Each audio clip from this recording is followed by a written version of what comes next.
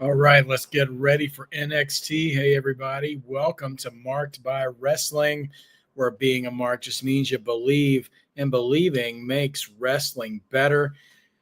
We are about to start the go home show for Stand and Deliver this weekend, and your boy, Marked by Wrestling, is going to have a busy weekend. So, we got NXT tonight, Stand and Deliver on Saturday morning, and 2 nights of WrestleMania here.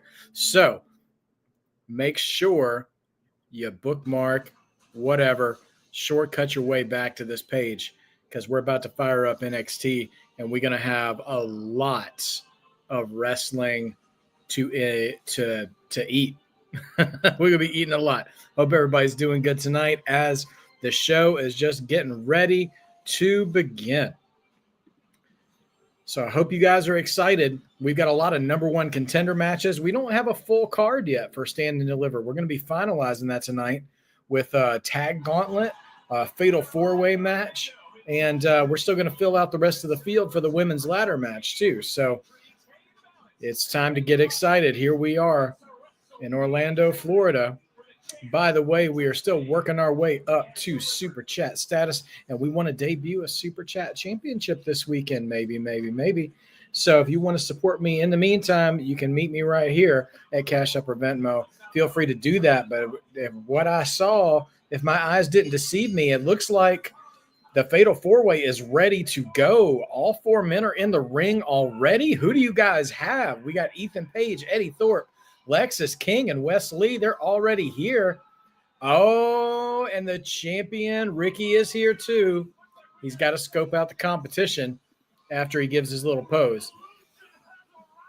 Revolution is here. North American champion, Ricky Starks. Tyrell Breed, Black Panther Gaming says, I want to see my boy Ricky Saints, interfere and cost Ethan Page the number one contender match to get revenge from those 2 attacks in the last 2 weeks and the week before. Hey, man, Ricky don't let anything go unchecked. So he's here. He's just made his presence known. We'll see if he gets involved. Great call, Dawsey Chatham. Glad to see you. Dawsey's calling for Ethan Page to win the match. I mean, that certainly feels like the right call. Okay, match has started. Let's start paying attention. All right, we're already down to Lexus King and Wes Lee. Thorpe and Page both got dropped. Lexus King got the cocky walk. He looks kind of like young Jericho there. Early WCW days, early heel Jericho. And now Lexus King surrounded by 3 heavy hitters. Boot by Thorpe, punch by Page, another punch by... Okay. Lexus King just turned in a circle, catching strays from everybody.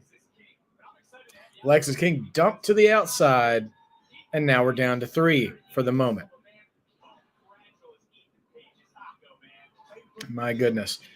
Yeah, so we don't have the announcement yet. At least I haven't seen, unless you guys have. I have not seen the announcement for who is left to qualify for the women's ladder match. We'll have 2 matches tonight.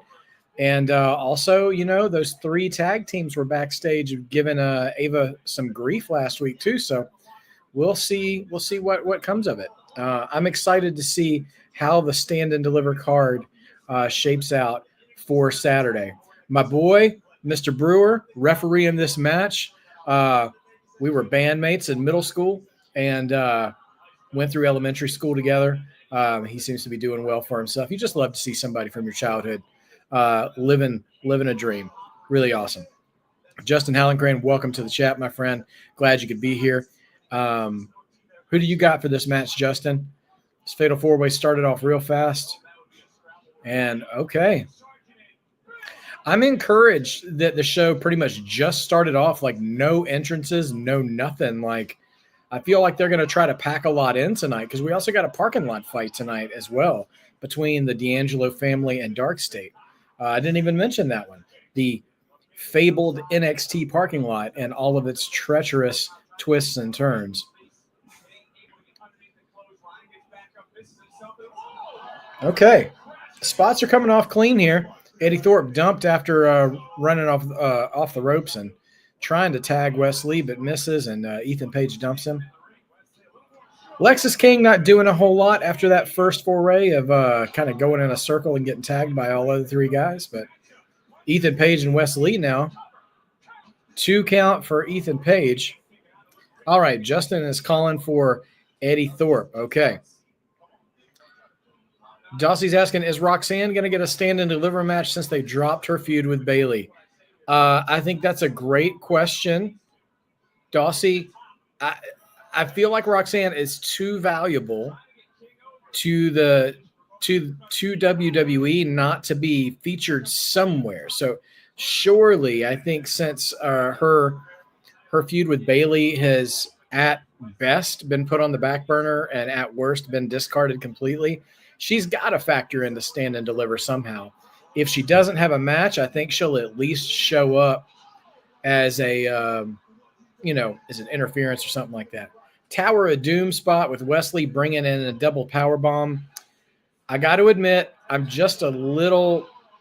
That spot's always fun in a match, but if one guy is going to powerbomb 2 guys, like I would have rather seen Eddie Thorpe be the guy who do that and Wesley be one of the suplexers in that situation. I love to see that spot, and all you really got to do is get enough push for gravity to do its work logically. But I'm like, Wesley, come on, dog. You ain't powerbombing 2 dudes at the same time. Anyway, I'm not powerbombing 2 dudes at the same time either. I'm not judging. I'm just saying. All right.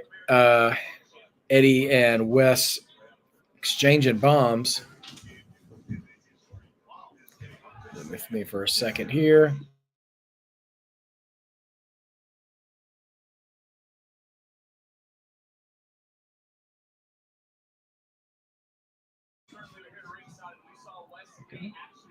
My channel mascot Lad is also very excited for WrestleMania, so I'm keeping an extra set of eyes on him tonight as well to make sure he doesn't have any ECW matches in the other room.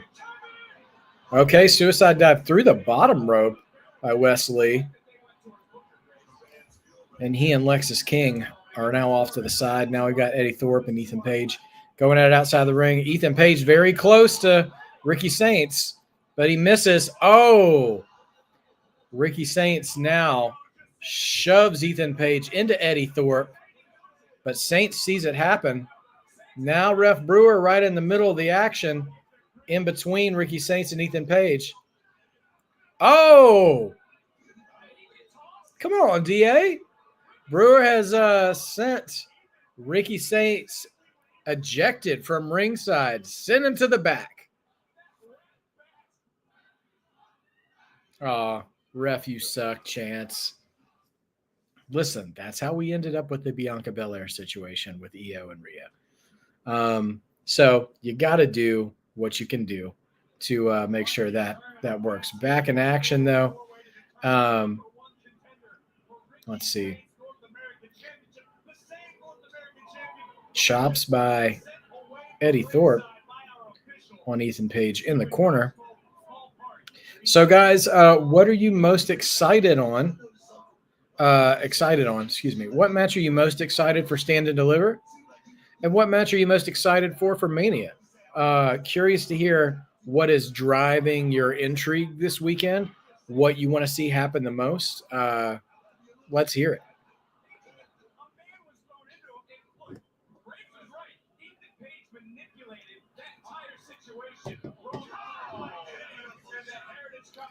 But yeah, Ethan Page works out a situation where Ricky Saints gets taken away, and he's no longer at ringside to scope out the competition. But Ethan Page also outside of the ring right now, no longer a part of the match for the moment. Wesley seeming to be the most awake of the 4 right now, in control, taking his shots at Lexis King and Eddie Thorpe. As we are live for NXT, getting ready for Stand and Deliver on, depending where you are, early Saturday before WrestleMania Night 1.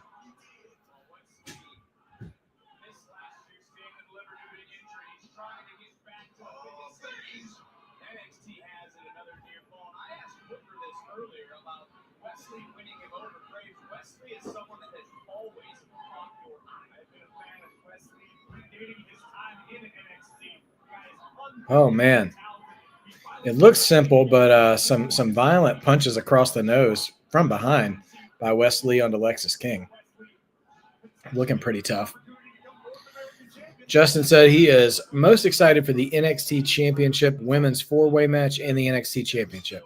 Yeah, I mean, I think there's a lot of story to tell in both of those matches. I'll be interested to see where it goes from there. All right, now we've got a double sleeper hold on. Now we got a triple sleeper hold. Eddie on Ethan, Ethan on Wes, Wes on Lexus. I wonder in a situation like this ever if one of the middle guys would pass out before the bottom one, you know? That would be an inventive finish to the match, I think. Wow. 4-way stunner there by Lexus King, and the domino effect goes all the way up and everybody falls out. Crowd is not super intense right now. I guess, you know, those things are just slowing down a little bit. But Lex is back up now.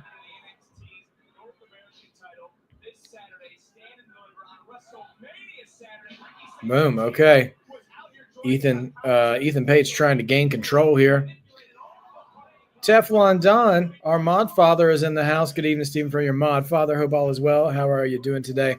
I'm doing great, man. My wife and my kids. My wife's a teacher. My wife and kids are all home on spring break this week, but they're out of the house right now. So Marked by Wrestling and Puppy by Wrestling over there in the corner are in the house, just chilling with NXT tonight. Hope you're doing well tonight, mod father. Glad you're with us, and hope you're excited for the best weekend wrestling, man. Going right up to WrestleMania this weekend.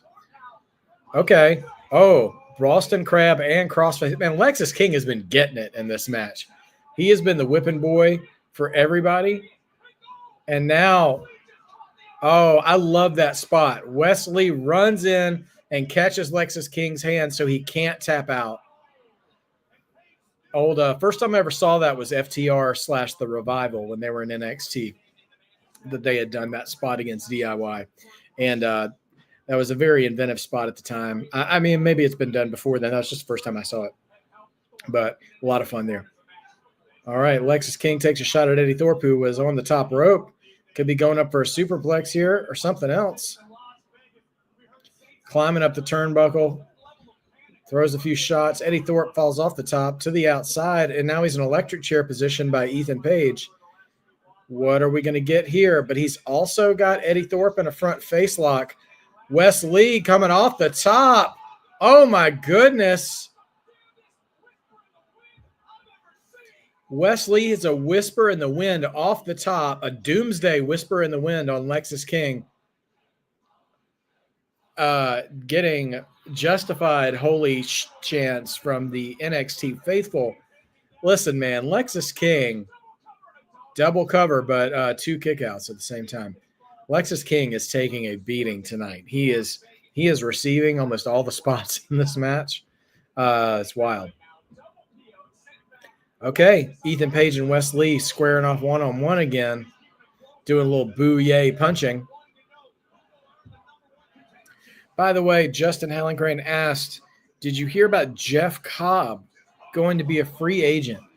I heard about that this morning. I am not super familiar with Mr. Cobb's work, but judging on his body type and stuff, I'm interested to see where they plug him in with, you know, the thunderous big men that WWE has, your Braun Strowmans, your Jacob Fatu's, your Bronson Reed whenever he comes back.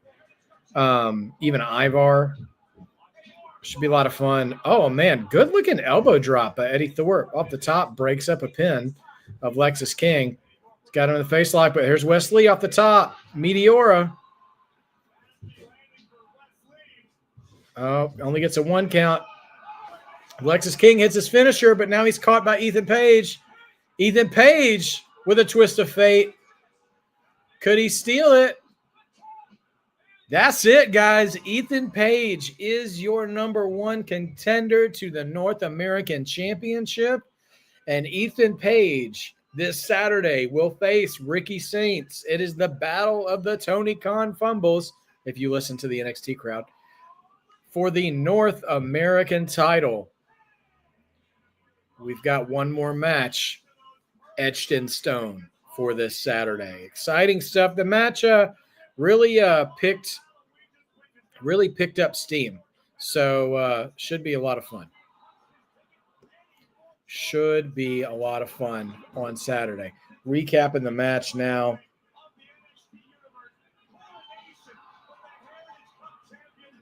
And we will go. All right. Remember, as always, Justin, what do you think about Jeff Cobb? Are you more familiar with his work? Just remember, guys, if you want to support the channel as we're continuing to work Ethan Page post-match promo here, you can donate to the channel below. Appreciate all your love and support as we do this. Everyone remembers their first. And the first championship victory in WWE, that was ruined by all ego Ethan Page. And stand and deliver your first title defense. I promise you, that will also. Ricky Saints snuck him back in through the crowd with a spear right into the ring. He don't want to wait till Saturday. Now he's standing over the prone body of Ethan Page in the ring, holding the title. Ethan Page cutting just, your standard promo, and interrupted by the champion, Ricky Saints, who gets his lick back. Justin, tell me this. If you're booking Jeff Cobb's debut in WWE, who would you match him up with first? I'm curious to hear your opinion on that.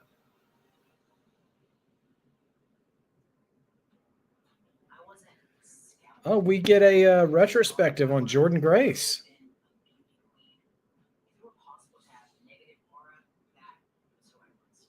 I was just a little girl wrestling in half-empty gyms, trying to find a place to fit in a world that didn't seem built for me. I knew what people saw, really rather what they didn't see. But something I did have, and not a lot of people in wrestling do, is self-awareness.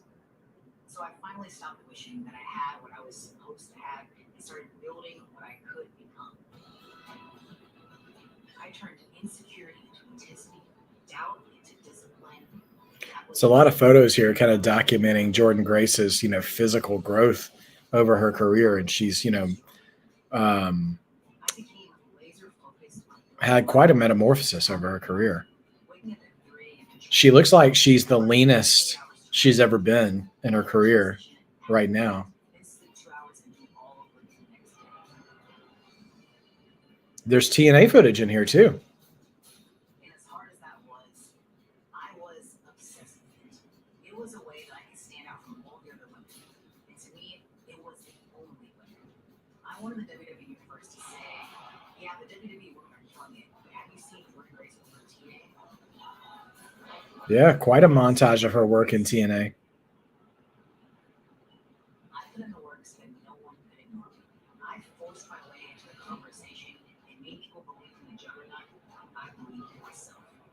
Now, the biggest hurdle of my career is right in front of me this Saturday, when I have the opportunity to become the NXT Women's Champion. And just like I've been my entire career, I'm aware of exactly what I'm going to have to do to leave Vegas with my first WWE Championship. Okay. Jordan Grace that was a good promo. Really selling her spot in the women's title match this weekend.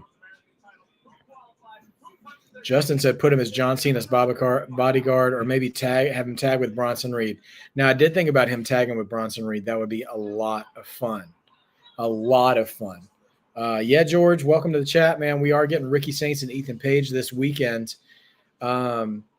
Justin wants to see Jeff Cobb versus Oba or Jay. Him and Oba, I'm sure, would tear the house down too. I'm curious if he starts in NXT or if he goes somewhere else from there.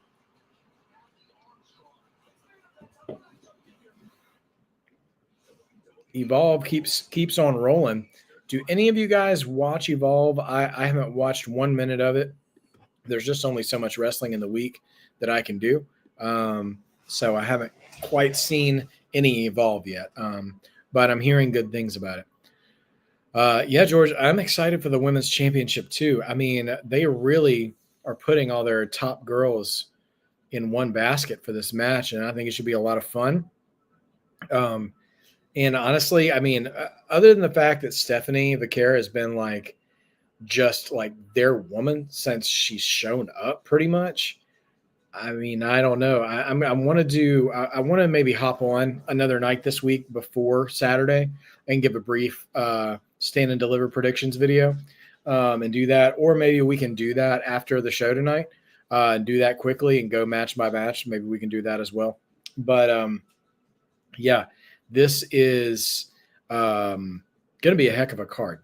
You know, the NXT Mania weekend shows are always really impressive, but I think there is a lot of opportunity and a lot of just a lot of opportunity, a lot of potential for big time matches, big time moments this weekend. So all right, so we're here for NXT tonight, talking about NXT, but you know we have the granddaddy of them all this weekend. So tell me, what match are you most excited about for WrestleMania this weekend? Is it Cody Cena? Is it Roman, Seth, and CM Punk? Shoot, is it Jade Cargill and Naomi? I mean, Naomi's been tearing it up lately. Or maybe you're ready to see Jey Uso's WrestleMania, not main event, but WrestleMania title match against Gunther. Curious what matches have caught your eye and what you're most interested in seeing for the showcase of the Immortals, as they call it, for WrestleMania this weekend, WrestleMania 41. Okay, we are still on commercial at this point. Again, if you want to support the channel, you can do so below. We take donations there as we are working our way into getting official subscribing options and official super chat options. But if you want to donate and note that that's a super chat, I'll be glad to put that on the screen and feature you enough time to have some conversation around your comment. And before we move on, so Justin, I said George is most excited for Jey Uso versus Gunther. Yeah, I'm looking forward to that match too. I'm very intrigued by it all, by all that surrounds that match. They built up the story a lot hotter in the past couple of weeks with Jey and Gunther, and also like I mean, WrestleMania is part spectacle. It's a big part spectacle, right? So I can't wait to see the spectacle they put around Jey's entrance for WrestleMania. I hope they have him enter through the crowd, through the actual stadium. That would be wild. But I hope they do. I feel pretty confident that Jey's going to win that match, just from the story they're telling. And sometimes just a predictable story is not a bad story, you know. Like, I mean, I've been watching the on my movie channel, Screen Streamed and Shelved, which you can find on Instagram and on TikTok right now. I'm working on seeing if I can build a YouTube page for that channel for that one as well. But we'll see. In that line of content creation I'm doing, I've been watching the Mission Impossible movies lately to prepare for the upcoming one. And those get pretty predictable by the end that the good guy's going to win. But you know what? When you know the good guy's going to win, it doesn't mean it's not a good show. Doesn't mean it's not a good story. So, yeah, I'm excited, man. I'm excited to see what it all comes down to. Justin said, think about the Rock New Japan shirt. That could mean Jeff Cobb as a third member in the Rock's faction. Listen, I wouldn't rule anything out. The only hesitation I have about that is I am curious how much the WWE audience really knows who Jeff Cobb is. And it's been a while since they have straight up debuted someone who no one knew who they were and put them in a top tier story. I think Jacob Fatu might have been the last one, which wasn't too long ago, but it's pretty rare that they do that. So they have done it before though. So we'll see what happens. Justin's excited about Jey versus Gunther and CM Punk and Seth and Roman. Yeah, absolutely. I think there's a lot of fun storytelling to be given with that particular match. So I'm interested to see the end of night 1 Saturday night to see where we land on that.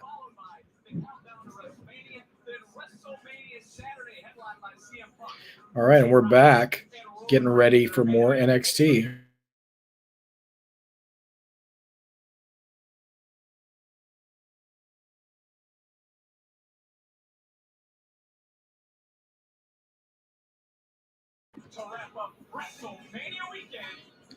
There you go, buddy. Okay. Sorry. Had to give a dog treat. Man, the Sphere looks so wild in Vegas. All right, women backstage.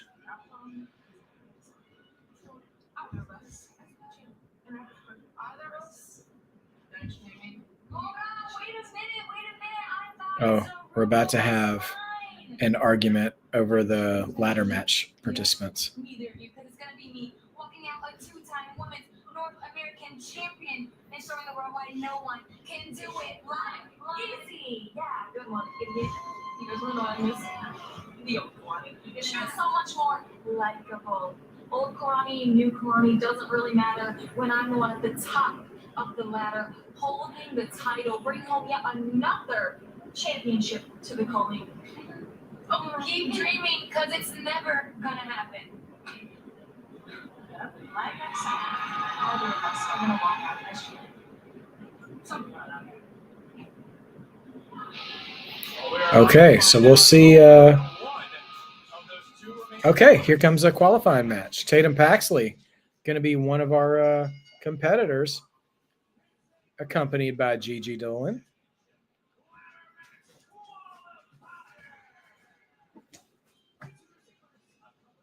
I don't know who they're going to have her against, but Tatum would be a great addition to this match. George says he has a gut feeling they're going to put the tag championships on Bayley and Lyra. I really hope they don't. I don't want Lyra to hold 2 belts right now. Like, just let her focus on being Intercontinental Champion. But who knows what happens? Who knows what will happen?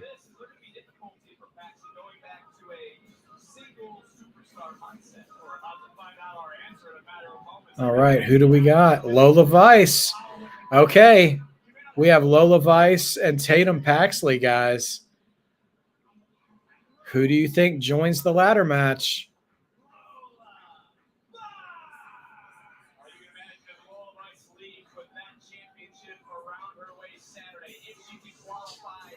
Seems like Lola can't decide if she wants to smile or not. Okay.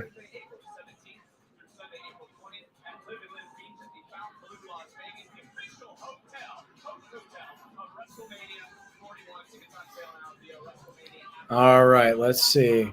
Dulcie, yeah, they've been trying to push the Zaruka name very recently. I think that's a new convention. So that's a new thing.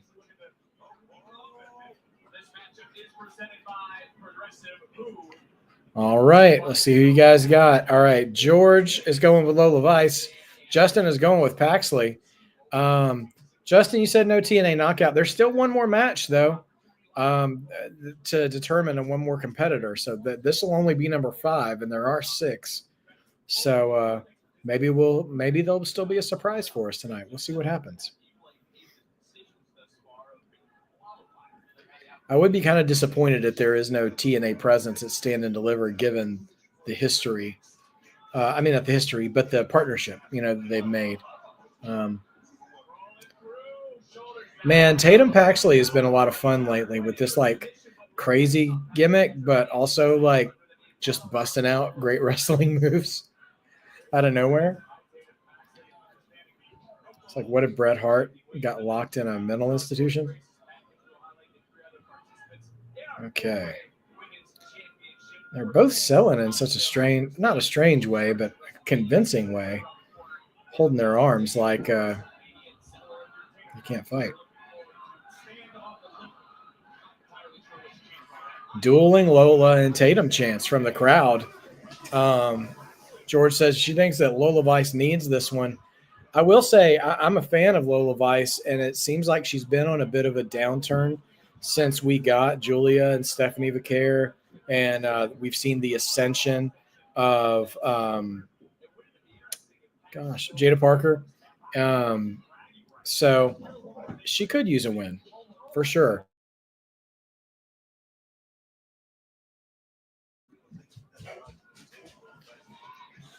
Yeah, so we'll see what comes of it. All right, headlock spot here by Lola Vice.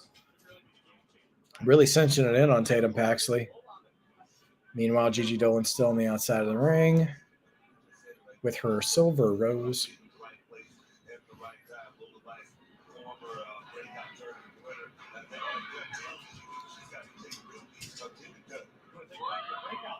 Oh, I don't know if you call that a spine buster or just a double leg slam by Lola Vice. Oh, Tatum Paxley's trying to escape under the ring. And she kicks Lola away and then escapes under the ring. Gigi Dolan now running her mouth to Lola. Now she goes under her. It's Tatum waiting for her. Oh, wow. What a spot there. She grabs Lola by the arm and drags her into the metal frame of the ring underneath the apron. Tatum Paxley just yelled, "I'm your new North American." I think you meant to have more words in that sentence, Tatum, but whatever. Sound is just cut off.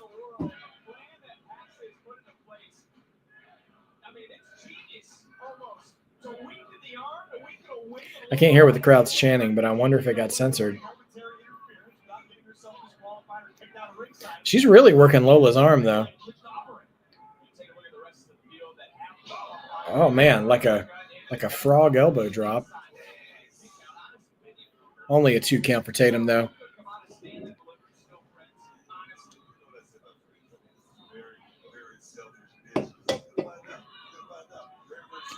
Tell you what, this is it's so I wouldn't say perplexing, but it's so fascinating to me, Tatum Paxley's character here, because she is very unhinged. Actually, reminds me of God rest her soul, Daphne in late WCW.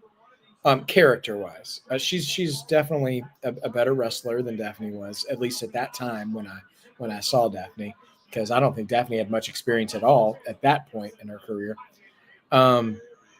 But she wrestles really smart and really old school, like a horseman. She targets a body part, and Lola doing the hips don't lie stuff right in front of Booker, which I'm sure is a great way to get you over on commentary, as we've learned. Yeah, I'm just so fascinated by Tatum's character versus how her, I hate to use the word moveset, but her work in the ring complements her character style. They're very, you'd see someone who kind of has that I'm crazy character wrestle like a brawler, or unorthodox or a little unhinged, but she actually wrestles pretty disciplined and pulls out some different moves from time to time and stuff. And I don't know, man. It's Tatum is like a magic eye poster to me. I just can't stop. I just can't stop fixating on it. Well, George, I didn't say that Tatum wrestles like Daphne. I'd say her character, her presentation is a lot like Daphne. She wrestles like a Medusa or something, I don't even know if Medusa is right, but she honestly, and it's so funny because, everybody hates Tessa Blanchard for reasons, of course, but, she reminds me of an Arn Anderson or a Tully Blanchard in a way. Okay. I'm not putting her on their level because they're both all-time greats and Tatum is still making her mark in wrestling. But she definitely seems to have that approach, which I just find really fascinating for the sort of crazy person character. Cause you just don't see that a lot. Honestly, it feels refreshing and it feels like new ground. So I give Tatum Paxley credit for that.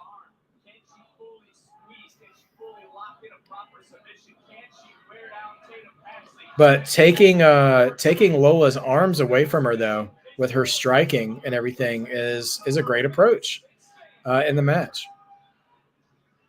And Lola tried a leg choke out of the corner and gets powerbombed for her troubles. Clothesline by Tatum. Another forearm, knocking her down. Oh, standing enziguri. Now a swinging neck breaker.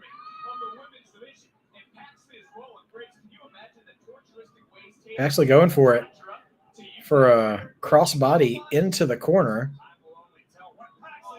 Again, it's just so – she wrestles so different.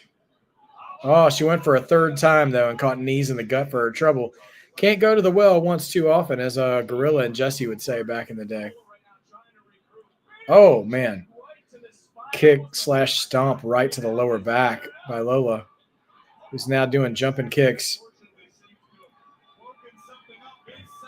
like a Latina speedball.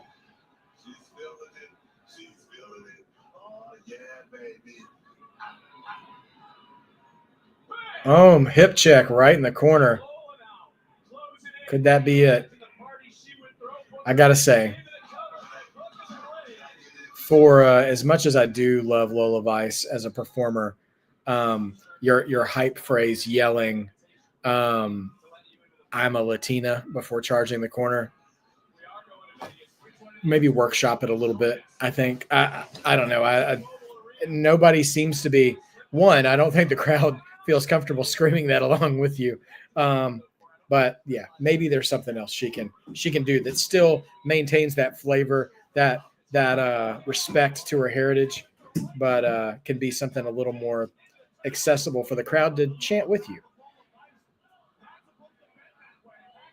Lola and Tatum dueling chants again. This has been a really split crowd match. Yeah, Lola does have that MMA background, George. And it's been a solid match. I mean, they've done really well together. Step up enziguri again.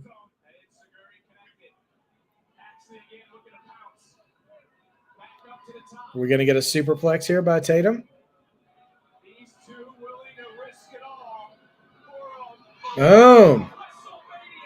And selling that arm, I guess. Because Tatum didn't use that arm to bring her down off the suplex either. Uh-oh. Going. Looking like she was going for a finish, but she's got her in a sleeper. The choke. Oh, reverse. The old Kairi Sane, Shayna Baszler reverse, or the Bret Hart Roddy Piper reverse, depending on your generation. Tatum off the middle rope. Oh, eats a super kick right to the stomach. Oh, there it is. Spinning back fist.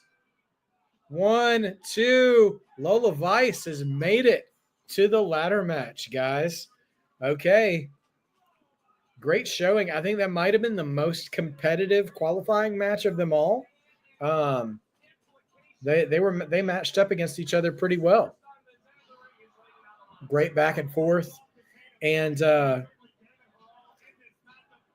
got to see if – okay, so I want to see Lola hit that back fist.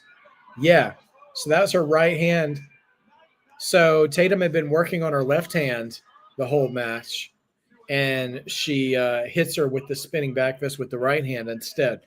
I don't know if Lola's a southpaw or not, if she's left-handed and she had to compensate in the match because her left arm was getting worked over so much.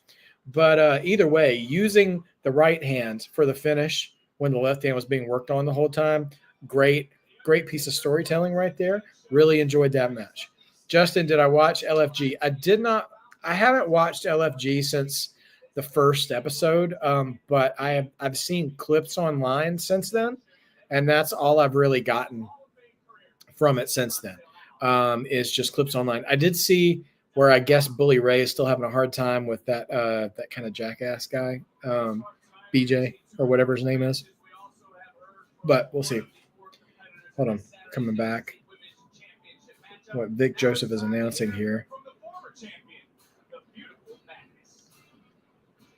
Okay, we're getting a promo here from Julia.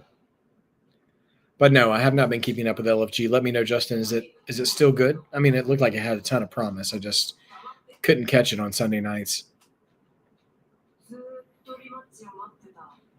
Waited for to give me a rematch, but it never happened. I mean, she held it for what, 3 weeks? Friendships only go so far when it comes to the NXT Women's Championship. Okay.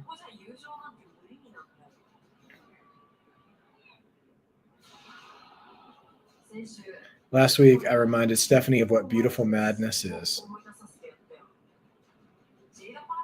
Jada Parker, I don't know her, but I can tell she's very confident.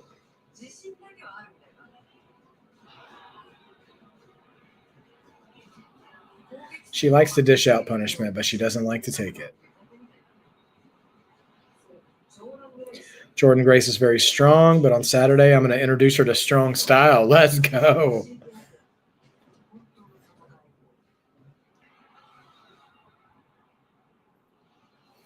Man, that shot of her standing on Stephanie's face. Jordan and Jada are obstacles in my way to Stephanie. My goal was to win the NXT Women's Championship. Losing it only made me more dangerous. Stand and deliver. No friends. Rematch. Last year at Stand and Deliver, I introduced myself. This year, I live as the NXT Women's Champion. Okay. Julia's calling her shot, saying she's leaving with the championship. Okay, we've got a vehicle has arrived in the parking lot. Trick Williams is here.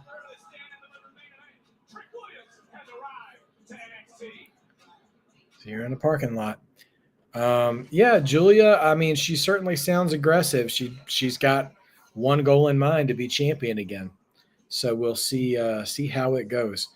So yeah, we've still got one more competitor to discover for the ladder match for the Women's North American Championship.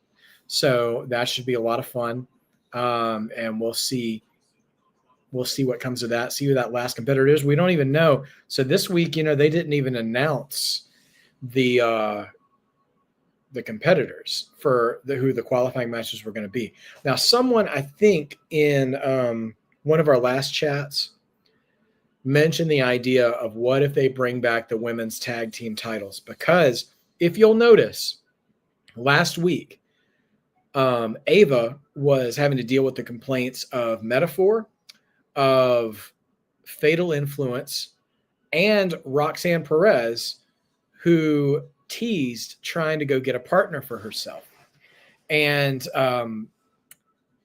none of those 5 women that we saw were in that first qualifying match. Lola Vice and Tatum Paxley were not even involved in that segment last week. So if the next qualifying match doesn't have any of those 5 women either, guys, the miracle might happen. We might be bringing back the women's tag titles. George, yeah, no, I know that they had qualifying matches before, but they were asking Ava last week for like a last chance battle royal or a last chance qualifying match. And Ava said she wasn't going to do it. And so they were all seemed pretty, pretty uptight, pretty angry about not having something to do with Stand and Deliver. So I could see a triple threat tag match to flesh out the card, because as it stands right now, let me just pull up the card real quick, and we'll see how many matches we have so far. Okay, so we've already got 5 matches right now. So, 6 may be, 5 is usually our cap for PLEs, right? But 6 would be a good WrestleMania weekend number.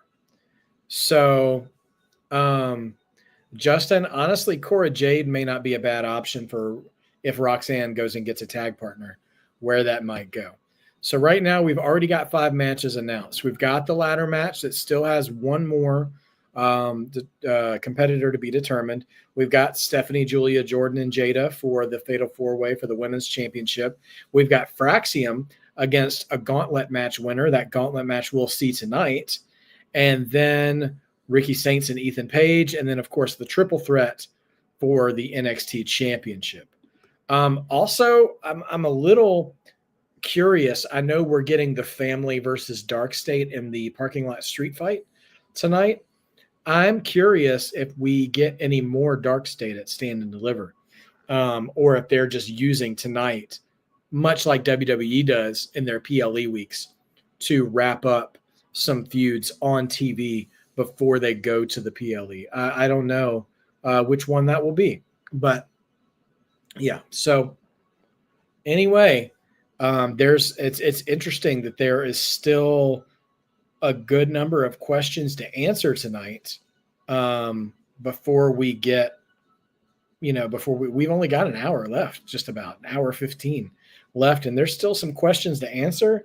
And we're going to see if if anything's on the cards. They also may make some of these decisions and promote it for the NXT after Stand and Deliver.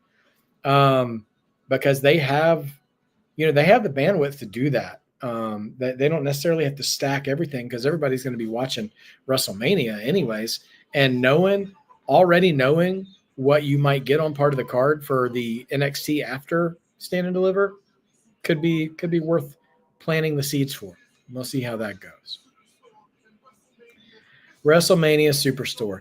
Man, I see these expos, they have a tattoo parlor at the WrestleMania experience. Oh, it's so good that I don't go to those. I would not need to come home with a WWE themed tattoo. That would be wild. But I see the expo stuff with like the costumes and stuff, and I just really wish they had a physical Hall of Fame. I would absolutely love that.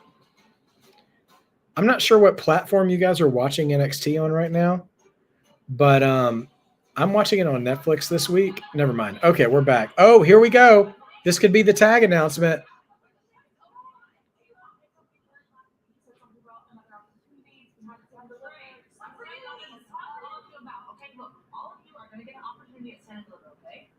Stand and Deliver.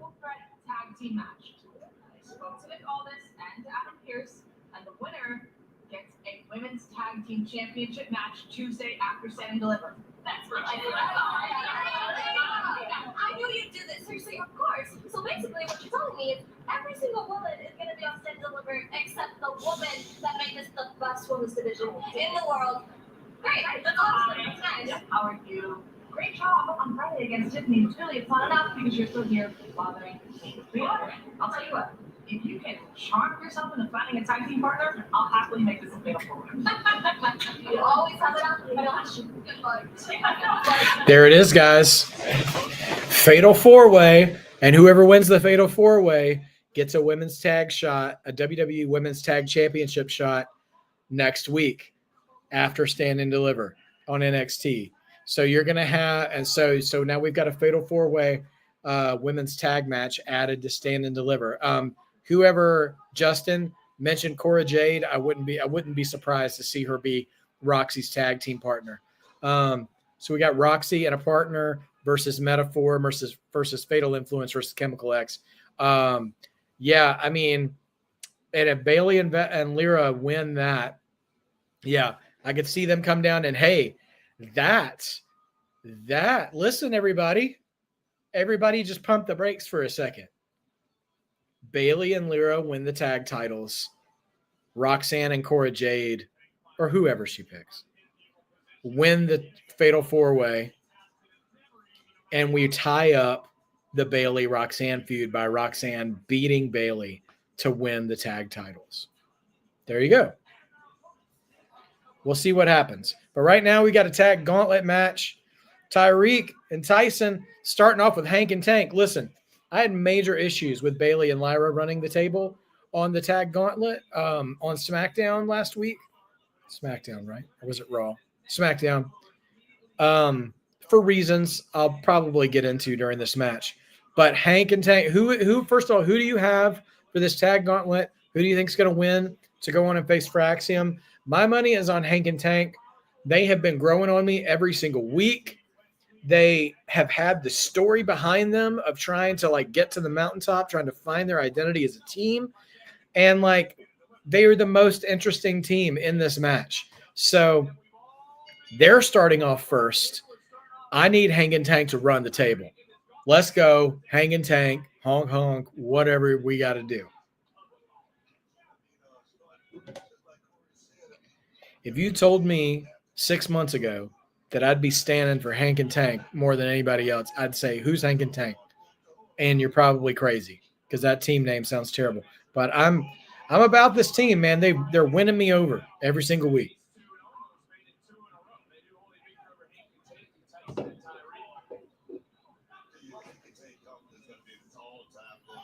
Hank and Tank are a true like underdog team too, you know?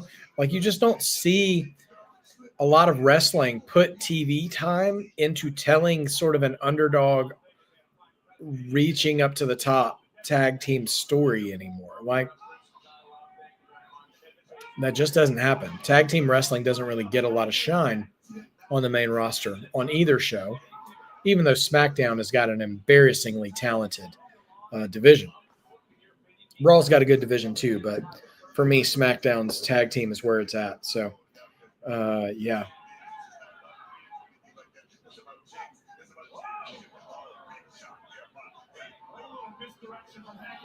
Man, okay. All right, Hank and Tank getting ready to meet in the middle. Honk, honk. Dude, did you hear that crowd? Honk, honk for Hank and Tank. Come on. 2 double team moves. Put them away. Tyson and Tyreek are done. Let's go, Hank and Tank. I like them setting the table for this. I'm here for it.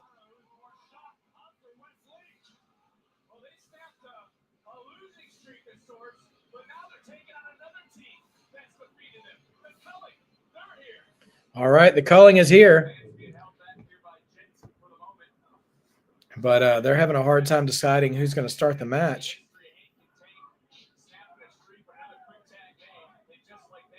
I forget how many teams are in this match tonight. Let me see.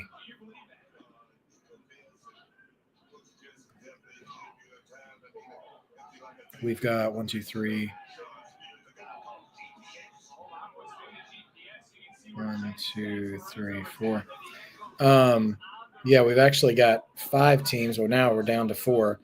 Still have Briggs and Inamura as well. Let's see. I can't believe I didn't actually put Hank and Tank's name in the ticker. All right, there we go. Let's go. They're about to eliminate the culling. Okay.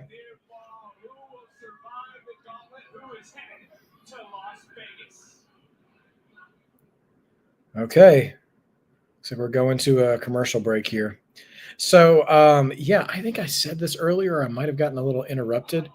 But I'm talking a little more tonight because I'm watching this through Netflix. And there's been hardly any commercial breaks in this tonight, which has really tested my voice. Maybe not a great idea since I'm doing Stand and Deliver this week in WrestleMania, but whatever. It's all good. So Hank and Tank has already gotten rid of Tyson and Tyreek. We've got the culling in the ring now with them. We still have Briggs and Inamura, who would be a great second choice for me. And then we've still got No Quarter Catch Crew as well to join the match. So 2, 3, yeah. But I think Hank and Tank have the best. I would put them against Briggs and Inamura last. Those are the top 2 teams for me, I think, having a shot to take on Fraxium. And honestly, Hank and Tank versus Fraxium would be a great match, great energy in that match for sure. Justin, I 100% agree. Briggs and Inamura, they are a sleeper tag team. They both can go. They Inamura like is improving each and every week. I mean, I say improving. He's getting over with me. I mean, I'm liking him more and more. I see. Hank on Vance's shoulders. Oh gosh, a Doomsday facebuster onto the announce table. That was a brutal shot right there. Man. Jensen and Vance just having a brutal time with them.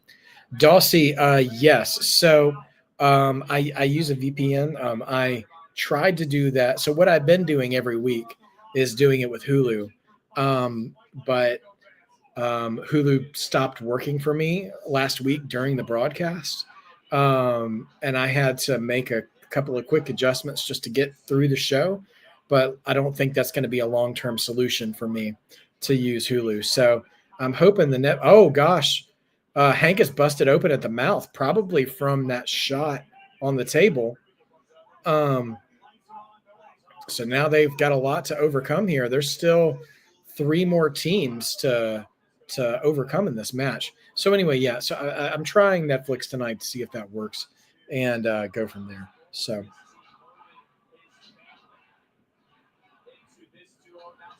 let's go, Hank Chance from the NXT Faithful. Man, I'm telling you, this team is over, dude. It's great.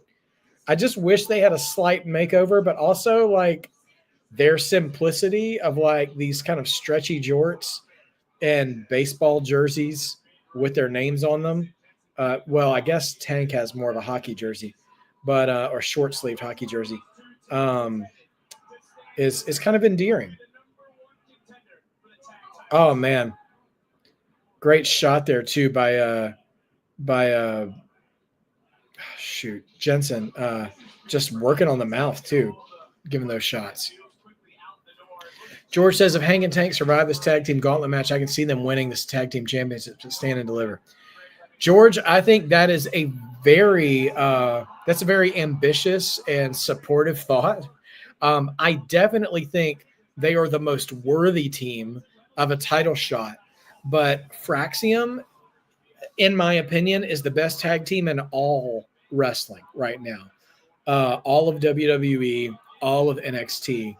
And they are that much head and shoulders above everybody else. So I would absolutely be excited and ready for a Hank and Tank Fraxium match. I think it would be great.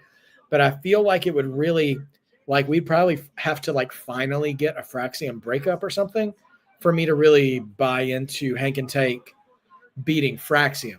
I think if any other team in NXT were the tag champions, I think Hank and Tank could take them. But I think there's just a big gap right now in ring between Hank and Tank and Fraxium. Let's see. Justin asked, what Dark State member can you see going for the tag team titles? Yeah. I think it would be any of them. Oh, no. We've got a double team move behind the ref's back. Come on, Hank. Okay, Hank gets out. Hank's got to be building to that tag. He's got to be building that tag. Don't worry, Justin. I'm still going to get your question. What Dark State member do you think can you see going for the tag title? I think let me look up again and just get them all down because I really need to just write them on a Post-it note. So I think the best lineup would probably be Dion Lennox and probably Cutler James, I guess, or maybe Osiris. I'll tell you this. Oh, here we got the tag Tank, and Tank is going to start wrecking shop. Here we go. House of Fires, they would say. Clothesline right over the top to Vance. And now here, oh, great suplex by Tank. So Justin, Saquon Sugars is the single star of that group for me. It's totally Saquon is the breakout single star for me. And so any of the other 3 could be a tag team for my money. I'm curious, who do you think?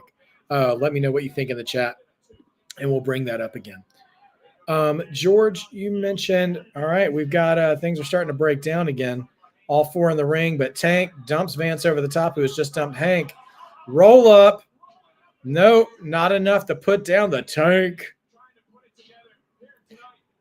Springboard. Oh, caught into a, man, spinning kick.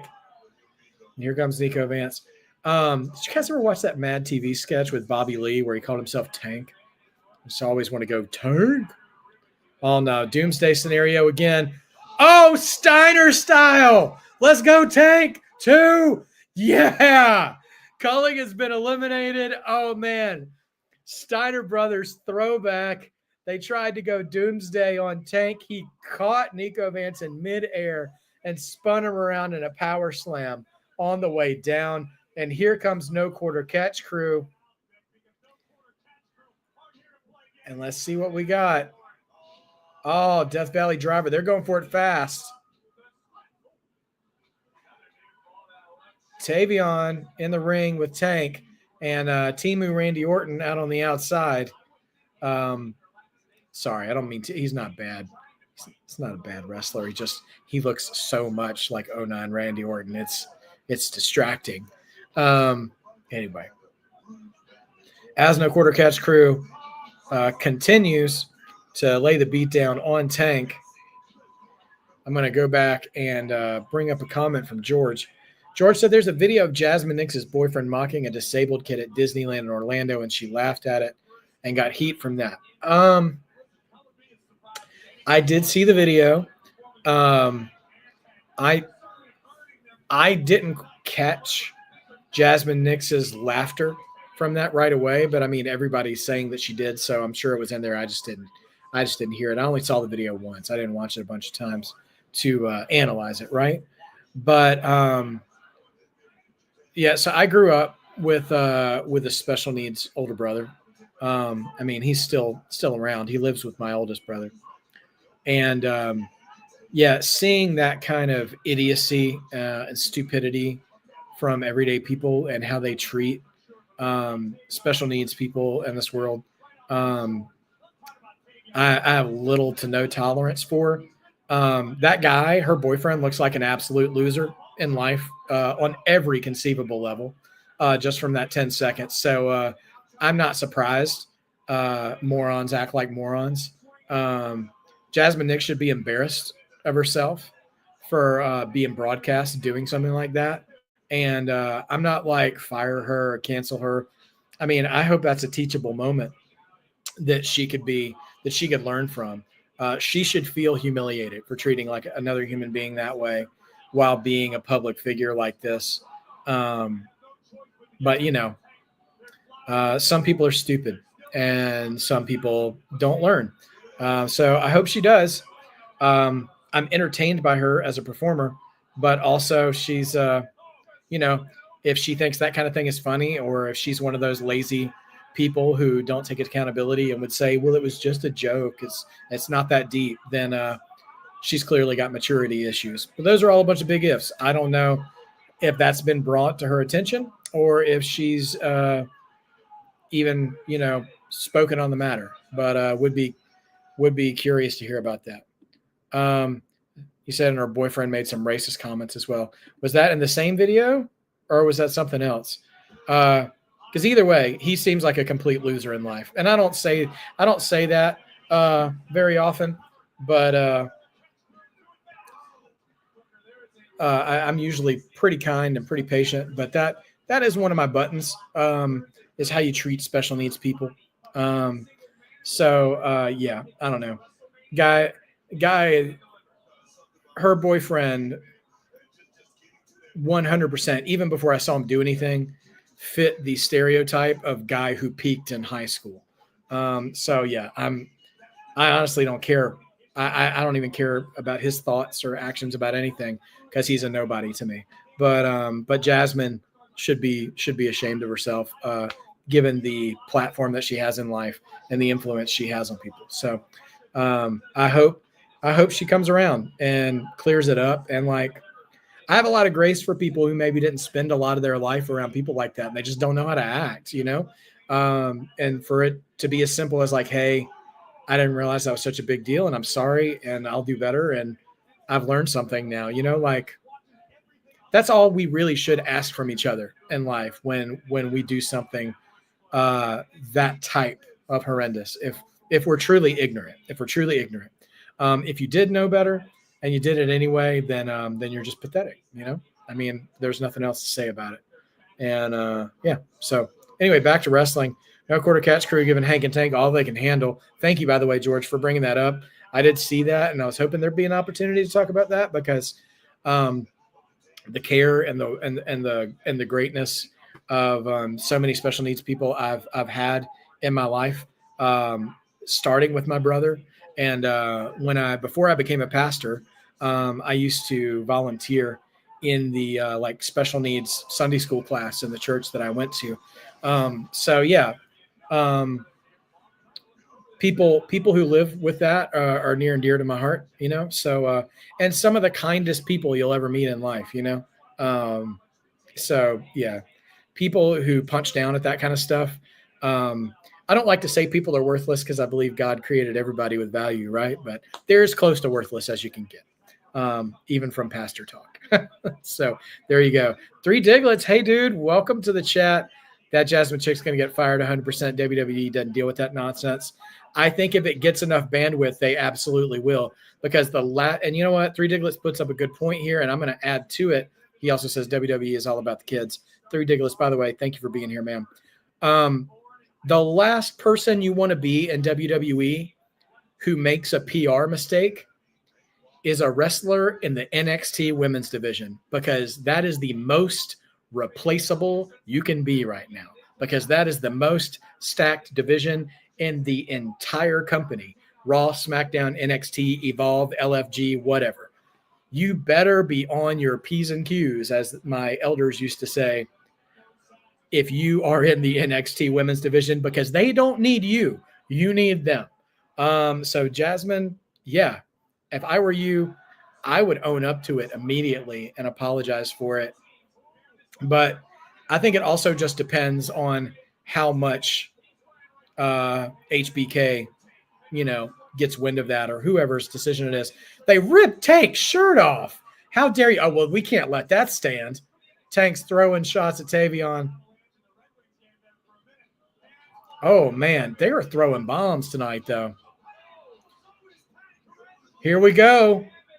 Can we get – back suplex. Come on, Tank. The Tavion's back up. Oh, man, they trading back suplexes. Okay.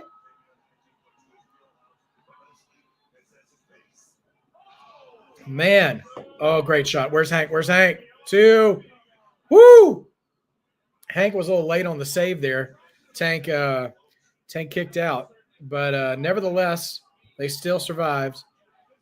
But, man, Hank and Tank are taking a major beating. And there is still – Hank pulls out. Can we get a reversal? Roll up. 2. Let's go. Hank and Tank, baby. 2 down. 3 down. We got one more. We got Briggs and Enamora now. Oh, gosh. Well, this is the toughest battle they were going to have all night. And the crowd, I'm telling you, man, the crowd is behind Hank and Tank. Do you guys believe? Do you believe? Will you be a mark for Hank and Tank tonight? Oh, Tank thrown right into the steps. And Hank is just taking shots from Enamora. Oh, we've already seen Fraxium against Briggs and Enamora, though. We got to have Hank and Tank, guys. We got to have Hank and Tank. Come on. Everybody believe. Everybody give me your honk in the chat. We got to do this together.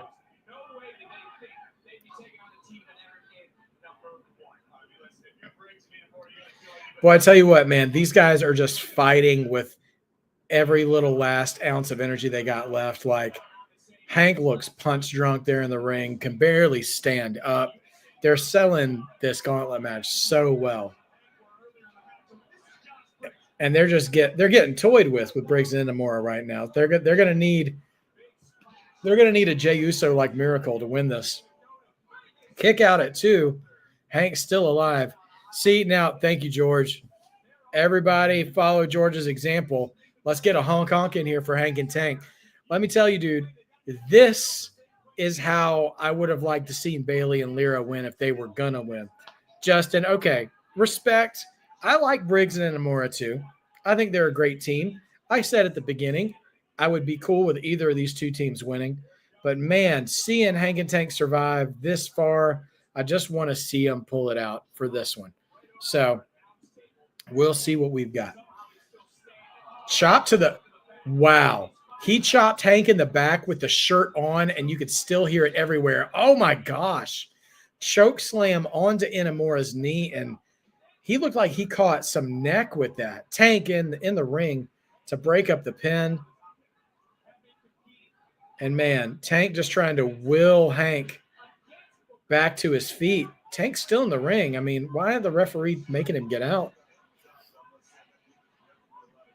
Big Hank and Tank. Wow. Big chop and big boot into Tank. Hank once again left alone in the ring. Uh-oh. Just got him. Small package. 1, 2, 3. He got it. Inamura was late on the breakup. He was too late. Hank and Tank run the table, baby. Here we go. We get Hank and Tank versus Fraxium. And yes, indeed, the Street Profits gassed them up last week, told them to be themselves. Man, they survived that gauntlet. Hank and Tank did that thing. We've got Hank and Tank versus Fraxium this Saturday at Stand and Deliver. It's going to be something special. Can't wait to see where we go from there with that match. I'm excited to see what we're going to get. So should be a lot of fun. Cannot wait to see what's coming up next, man. And they just kind of schoolboyed their way. I mean, not unlike Bailey and Lyra. I mean, they snuck a few wins themselves. So great match by by those standards. So great stuff. Absolutely great stuff.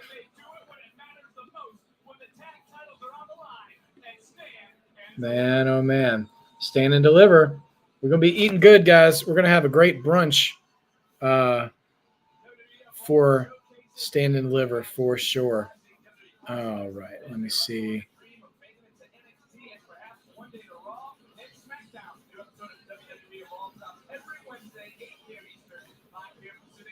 Plug and Evolve. I'm not sure if you guys watch much Evolve.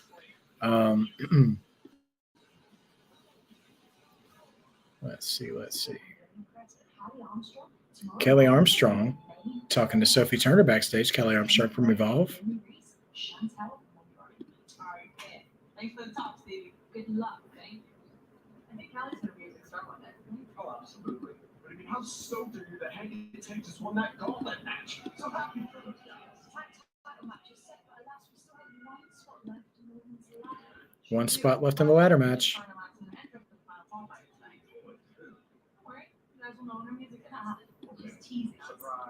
Wow, Ava's still not announcing who the last competitors are. So this is intriguing. Intriguing indeed. Okay. The ruler's here. Oh, Dark State was right behind him. Did you guys see Dark State in the background? They just showed up right behind Obafemi, walking right into the shot. That's very interesting. I love it when they do that these days, when they just try to throw people into the background. Always pretty entertaining. So tonight we've already settled 2 matches, 3 actually, for Stand and Deliver. We have got Hank and Tank versus Fraxium for the tag titles. We have got Ethan Page versus Ricky Saints for the North American title. We've also got a fatal 4-way women's tag match with the winner getting a shot at the WWE Women's Tag Team Championship next week on NXT. which will have Metaphor versus Fatal Influence versus Chemical X versus Roxanne Perez and a partner to be named later. So, I mean, common sense would think it's Cora Jade, but we'll see who decides to show up. Ooh. No, they wouldn't do that. They wouldn't bring in Tessa Blanchard for that, right? They wouldn't bring in Tessa Blanchard to NXT, would they? With her being with TNA, right? No, surely not. Surely they wouldn't do that. I don't think they would do that. But that would be nutty. And it would also be a ton of heel heat too. But just skills wise, not a bad team. Anyway, how are you guys enjoying NXT tonight? I think it's been pretty hot so far. The Fatal 4-Way men's match there. I'll admit had a couple of dragging points, just a couple, but still ended well. And then the tag team gauntlet was surprisingly engaging. They told a great story there. We had Lola Vice has now joined the women's ladder match. And so it would be it's shaping up to be quite a card for sure. So I'm excited to see what the rest of the night holds. We still are supposed to have a parking lot brawl, and we're still going to get one more qualifying match. So we're getting all that in the next 45. So it's very, very, very, very interesting stuff coming up. So that being said, okay, just adding a couple things to the program. But it's been a phenomenal night so far. They're definitely giving their best to promote. I'll say this: they are doing. I mean, this might be a bit of a controversial take, but they are giving more to this match. They're giving more tonight to build for Stand and Deliver, I think, than Raw did to WrestleMania. So, I mean, I hate to criticize the main roster like that, but I think so. Justin says, how about a Mako Satomura? I'd be all for that. Yeah, as Roxy's partner, for sure. I think that would be great.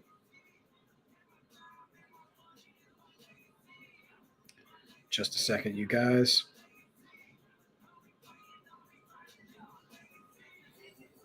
Time for tonight's NXT Spotlight, presented by Progressive.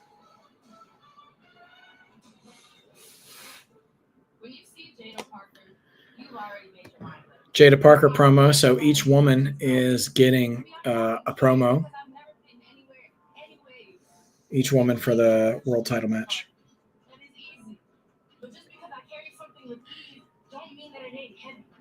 See, this path to Stand and Deliver started right here in Port St. Lucie. I laughed in these streets. I cried in these streets. Jada Parker walking the streets of her neighborhood. And then her title card is so Grand Theft Auto. She looked like she was in Los Santos there for a second. They all come from somewhere. I am the only homegrown talent in this match. And yeah, other women might be intimidated by that. Hell, the entire world is intimidated by that. But I learned right here in Port St. Lucie, if I can hang with the boys, I can hang with anybody. Because, baby, I am pressured. And I ain't talking about the pressure that bursts pipes. I ain't talking about the pressure that creates diamonds. Because growing up, if you didn't apply it, I am pressure, she said. See, my dad's a coach. He would never let me play football like my brother did. So I decided to go for the next best thing, soccer. And that physicality, what? Man, I loved it. But with my dad also being my coach, the women's division is so stacked, and Jada Parker is so talented. But it's always going to be hard for her to outshine the Julias and Stephanie Vicares and even Jordan Grace. I know this might sound crazy, and I'm not trying to compare her to the other women. If she can't win a title because of all that crowded talent, I wouldn't even be mad at them just bringing her up to the main roster anyway. Pair her with Naomi or something. Make her a backup or I'll say a bodyguard for Naomi, but pair her up with one of those other baddies, and let her do her thing. Because I think she's got the talent to be on the main roster already. There's definitely some less talented people already on women on the main roster. So we wouldn't lose anything. So nah, I don't need no damn friends and no damn locker room. All I need is that big kid situation. The moments that I would love to see her have gold in NXT at any capacity before moving up, though. Jada Parker don't play, and I'm taking that NXT championship. I'm not saying to bring her up and let her flounder as a singles competitor, though. I think you'd have to put her with somebody. A and B, thanks for being here, guys. Hope whatever issues you're dealing with are resolved quickly and easily. Hope you can hear me okay. I'll do my best. Just singing the praises of Miss Parker as we are wont to do. Yeah, I mean, Justin, you can put her with BFAB. Okay, the family's in the parking lot. We already saw Dark State in the parking lot when Oba entered.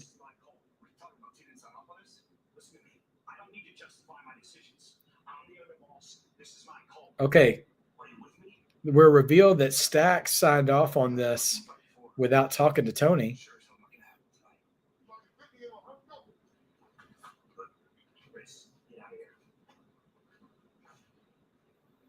Oh, they got crowbars.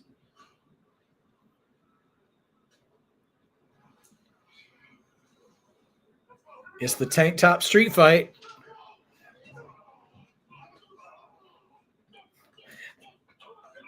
Man, this is cinematic. This is not even. This is interesting. This is not a match. This is a segment. They've been going cinematic with the D'Angelo family every week. I got to be honest, guys. I feel like I'm fast forwarding through a movie right now.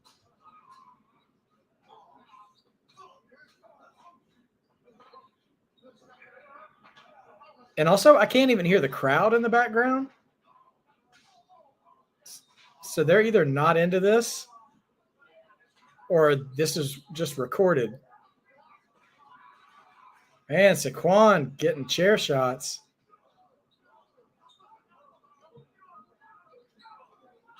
Who are these? Are these guys from the family or are these just roadies? Oh. Putting Dark through the table. Man, swung that crowbar. Oh. Family put Dark State right through the drywall. So security, I guess, trying to break it up, I guess. Are they in the bathroom? Oh, it looked like they was in the bathroom for a second. You know what? This is like they're doing the backstage brawl on 2K.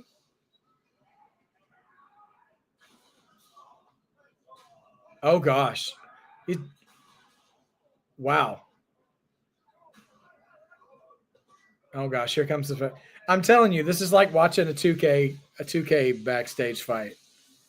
It's different. It's not what I was expecting,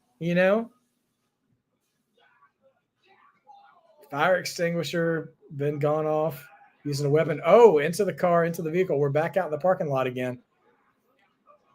The addition of the NXT security guys is really distracting me. It's hard for me to tell when it's Dark State and when it's the family fighting, other than who actually has muscles.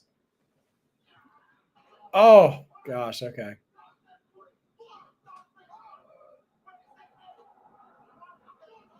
Oh, there's a car.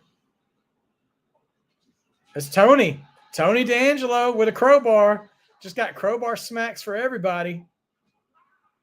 Man. Throwing down. Oh, cops are here. 5-0. 3 GTA stars. Yeah, the camera angles and stuff are killing me here. This is so cinematic.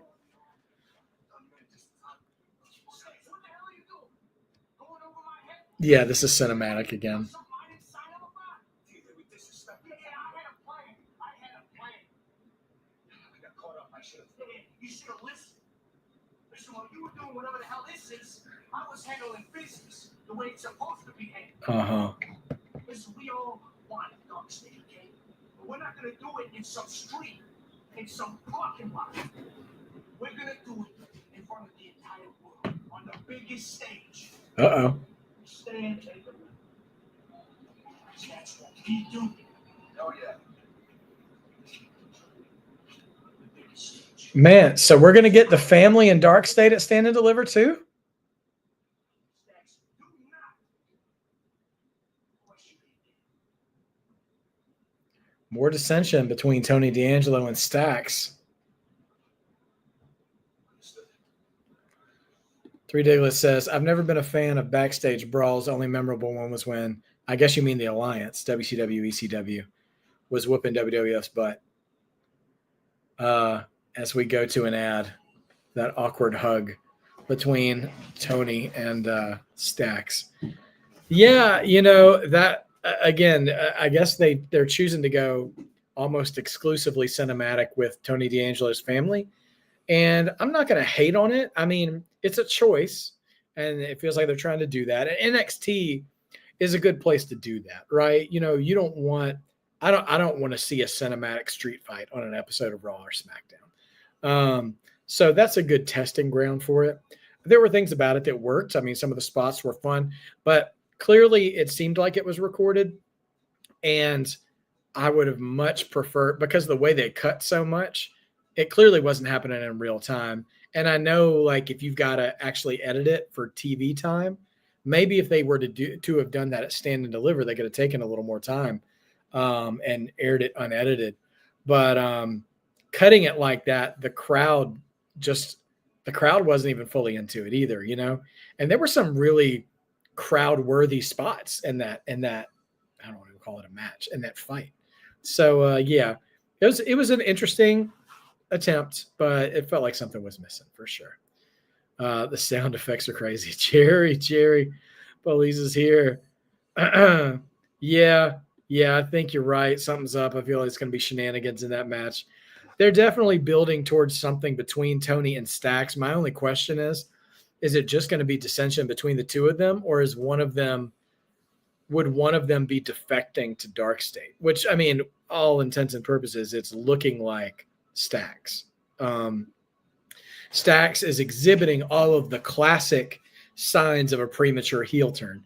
My two favorite examples are actually pre-Heartbreak Kid, Shawn Michaels, and pre-Big Papa Pump, Scott Steiner.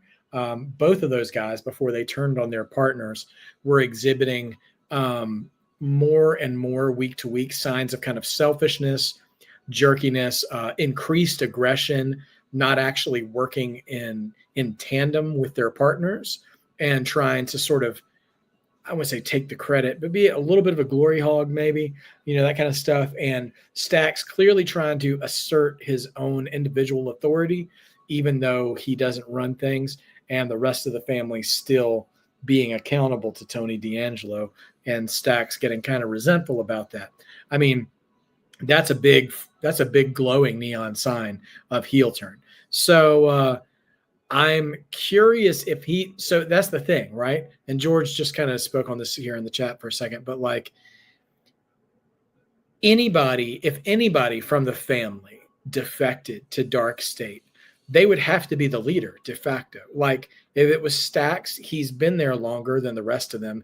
He's not just going to be some henchman for Dark State. And if Tony did it, Tony is the leader of a faction right now. And that would be wild if Tony ended up doing that. That'd be very, I wouldn't like that, because that was like when Eric Bischoff joined the NWO after they powerbombed him through a table. Like, I'm like, come on, dude.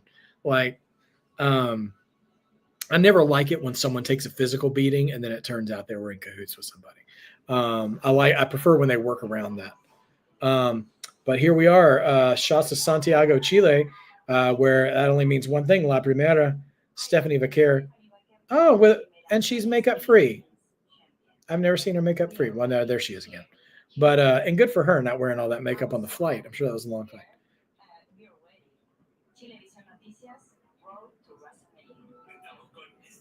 Okay, she's doing local TV there. Chilevision.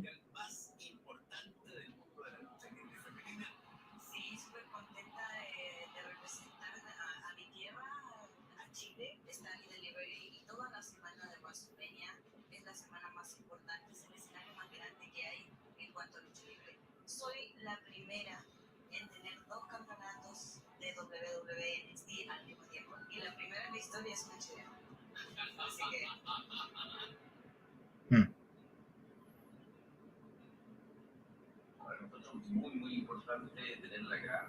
Mayor of San Fernando, where she's from. I love this for her. I'm so glad, with this being such a global product now. I love it that they can send her back to Chile and like not only she can represent WWE there, but like she can go back and that she can go back and be celebrated by her people. Like that's so cool. I'd love to see that happen. I mean, my kids weren't born in America, and I dream about a day where they could go back and be celebrated by their home country as well, and stuff. So this is all really cool. 3 Diglets. You're from Chile. Oh, that's awesome, dude. Okay. Well, you should be super proud of her. She's an amazing performer, and I just love her spirit, man. Like she did an interview recently, and this is not to slam on AEW, but she just talked about the experience she had trying to decide between signing with AEW or signing with WWE. And man, just props to Stephanie, man. She wanted to chase her dream. And she's like, you know what? Even if that means I'm getting a little less money, like I want to have my dream. I'm going after my dream, and I respect that. Respect so much for that. And look at how it's paying off. They are totally invested in her. Georgie, I see you're already calling for her to win. Stand and Deliver. I totally believe she's going to win. I think they're so high on her right now, and I think it's only a matter of time before she ascends to the main roster as well. All in good time. Hank and Tank backstage.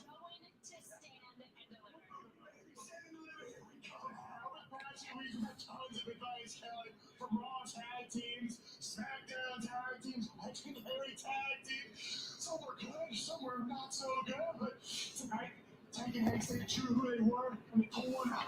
We learned who we are, Kelly. But we also learned who we're not. We didn't change who we are, and we left it all in the ring. We took that tag team gauntlet match, and we gave it a bodacious belly boy boom and twist. And now, we got a chance at a title at Stand and Deliver. Hank and Tank says we know who we are now, man. We know who we are. Oh, here's Fraxium.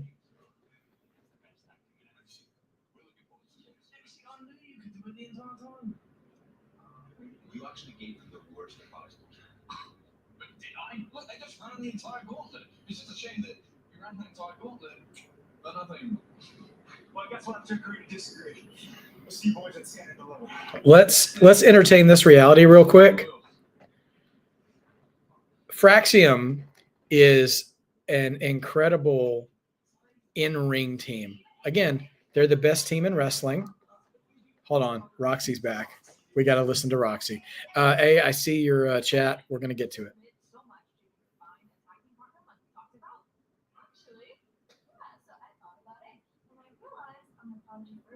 So I'm going to be my own partner. I think she can do that. No, she can't. Roxanne, that's not how this works. And one of you is my team. Why not?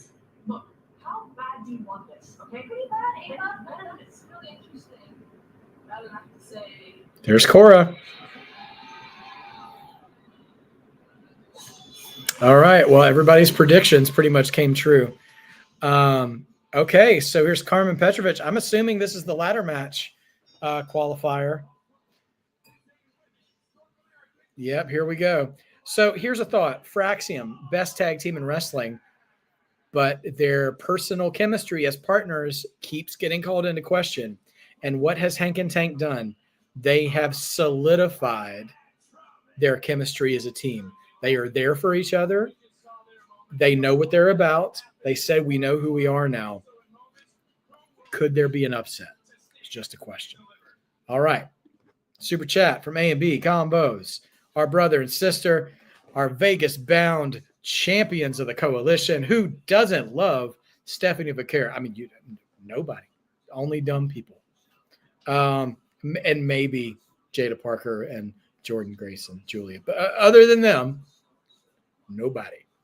And thanks for sharing, three Diglets. Thank you, A, for that super chat. Much appreciated. And yeah, three Diglets. Thanks for sharing a little bit about yourself, man. Obviously, we all want to be judicious with how much personal information we share on the internet. But I love that we can share things about our lives that will connect us as community. So thanks for sharing that. I really appreciate that. That was awesome. I just want to echo that same sentiment. And thank you, A, for leaving that comment and for being with us tonight, man. The chat isn't the same without you. So catching up on some messages while we're on commercial. Justin says, do you think we maybe get 2 new members of Dark State at Stand and Deliver? I'm not sure if we get any at all. I do feel like there's still one more out there somewhere. And I do wonder if it is a sort of Hulk Hogan NWO thing where it's going to be one member of the NXT roster who defects. I honestly believe if it's Stax Lorenzo, though, it's going to be a little disappointing to me. I do think there is still a possibility of there being a breakup between Stax and Tony D'Angelo, but I don't think that involves someone defecting to Dark State. I will hold out hope that there might be one more member of Dark State. It would be interesting if they added a woman, because it's 4 dudes right now. And if they really want to take over, adding a woman to the group might be a good angle if you really want to take over all of NXT. So yeah, George said Nathan Frazier trying to lose those NXT championships. It's so funny, man. Nathan Frazier on TV is a punk, and Nathan Frazier in real life is a true brother in Christ. You couldn't find a nicer dude, which is so funny. He just plays a jerk on TV. But him, yeah, the smarminess of it all is just great. So I'm still down for Fraxium. We'll see. It is Tuesday night, so Justin's got to remind us all, as he should and does, wrestling is life and wrestling is death. But wrestling is life. Absolutely it is, especially this week is the liveliest week we have. We've got NXT tonight. Also want to remind you guys, okay, SmackDown, A, you're in the chat.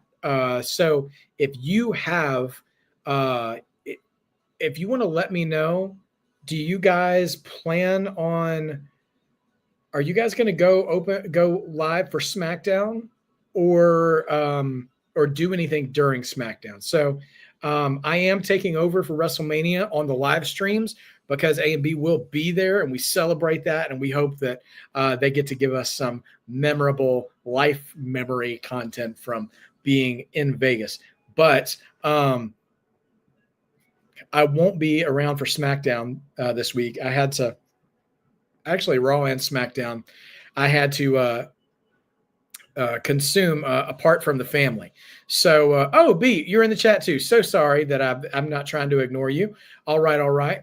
Welcome you both. Okay. So, all right. Just to give you guys a programming update, A and B will be live for SmackDown. Make sure you go back there. I know Just Alex has given his reviews after every show.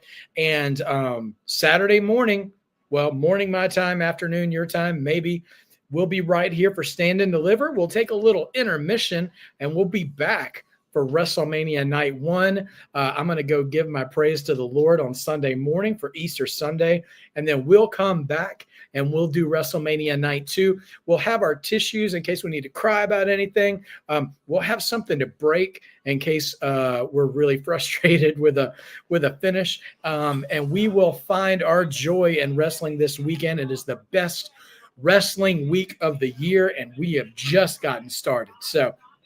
So glad to have you guys along for the ride. We are along for the ride together. I will be with you again tonight, Saturday and Sunday. A and B will be with you Friday, and I'm assuming Monday night as well for the Raw After Mania.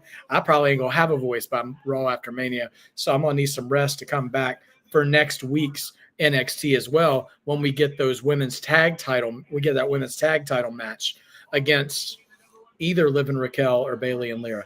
But we are recapping the Stand and Deliver card now. Again, we talked about the women's title match. We got the North American title match, Ricky Saints and Ethan Page, who won that fatal four-way earlier tonight. Tag Team Championship, Fraxium and Hank and Tank. Again, 6 months ago, if you had told me, I'd be so hyped about Hank and Tank getting a title match, I'd have said, who's Hank and Tank and why do I care so much? And then a 6-man tag, Tony D'Angelo's family against 3 members of Dark State. It's a 6-man tag.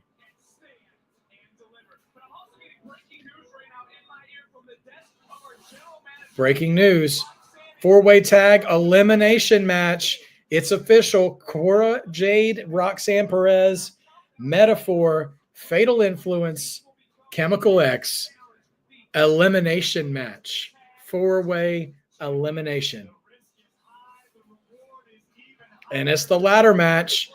We've got 5 ladies so far. Zarya, Sol Ruka, Izzy Dame, Kalani Jordan, Lola Vice, who qualified tonight, and 1 more competitor to be determined now. It's either Carmen Petrovich or who else is it going to be? Oh, we got Chase U and the pledges, Kale Dixon and Uriah Connors backstage. Is that Thea Hale? Thea Hale is back. Let's go.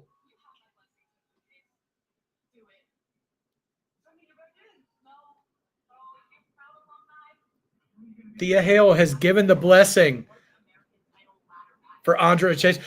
Thea won. Let's go. Thea's totally winning this match. Oh, Thea's getting in the ladder match. Let's go. The scrappy do of the NXT women's division. And I mean that in the absolute most respectful way. She's ready for a fight. Let me at him. But she has given Andre Chase the don't lick the title. We never know where titles have been. All right. She has given Andre Chase the permission to reform Chase U with her just as an alumni. All right. They have saved the return of Thea Hale for this moment. I'm hyped for this. I've missed her. She's absolutely taken this match. She's absolutely taken this match. Now, the ladder match, we'll see. The only downside is I think Def Rebel sucks pops away from people instead of provides them, because that crowd was hyped to see her, and as they let the music play, the pop started to die down. Welcome back, chants for Thea Hale. Okay, so her and Carmen. All right, we'll put them in the chat. I mean, so many of us are already calling for Thea Hale, but let us know if you haven't said who you think is going to take this match. Thea Hale back to take on Carmen Petrovich for the last spot in the women's ladder match. If it ain't Thea Hale, I'm going to be upset.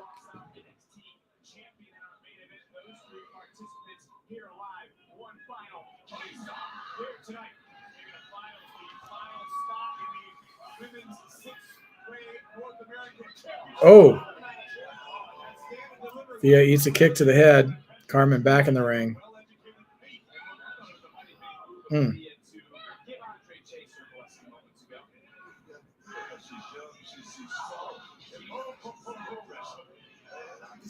Let's go, Thea chance. Discus clothesline by Carmen.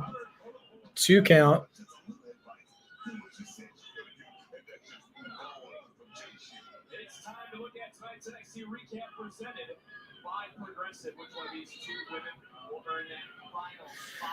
All right.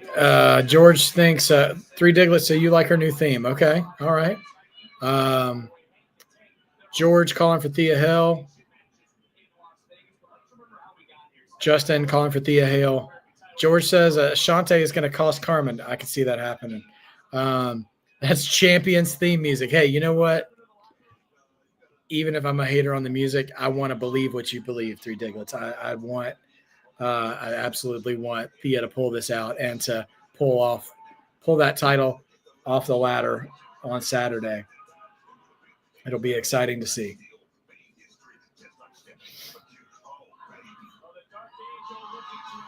She gives the ropes a little Ultimate Warrior business. Fans are still hype. Senton. And then like a lion salt coffin drop.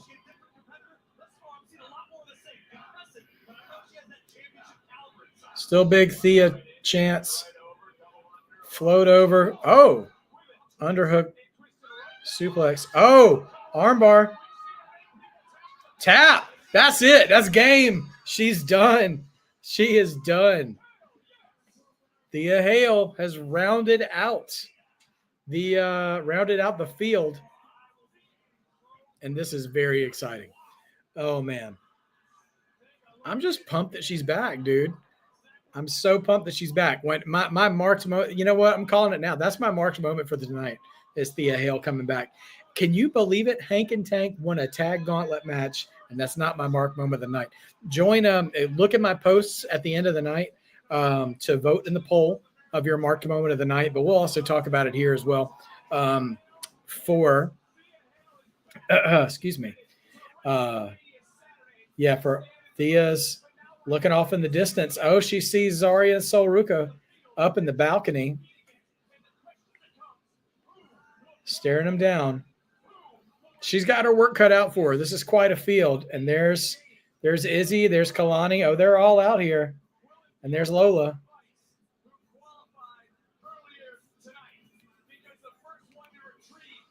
Oh, there's the title hanging up top. Yeah, this is going to be fun. This is going to be a fun match. Kimura was your favorite submission when you used to grapple, Diglets. Okay.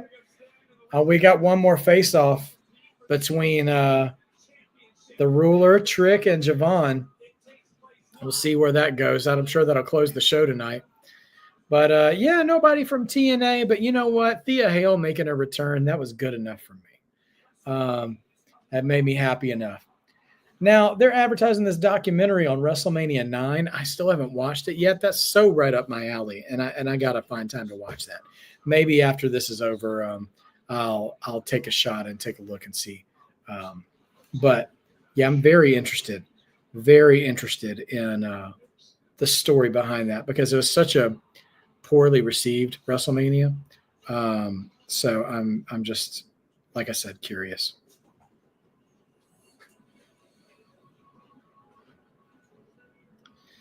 Oh, man. But, yeah, great night tonight so far. We've got a stacked card for Stand and Deliver. Hang around after the show, and I'm going to do a quick predictions for because now we've got 7 matches on the card. So they're already, although they say that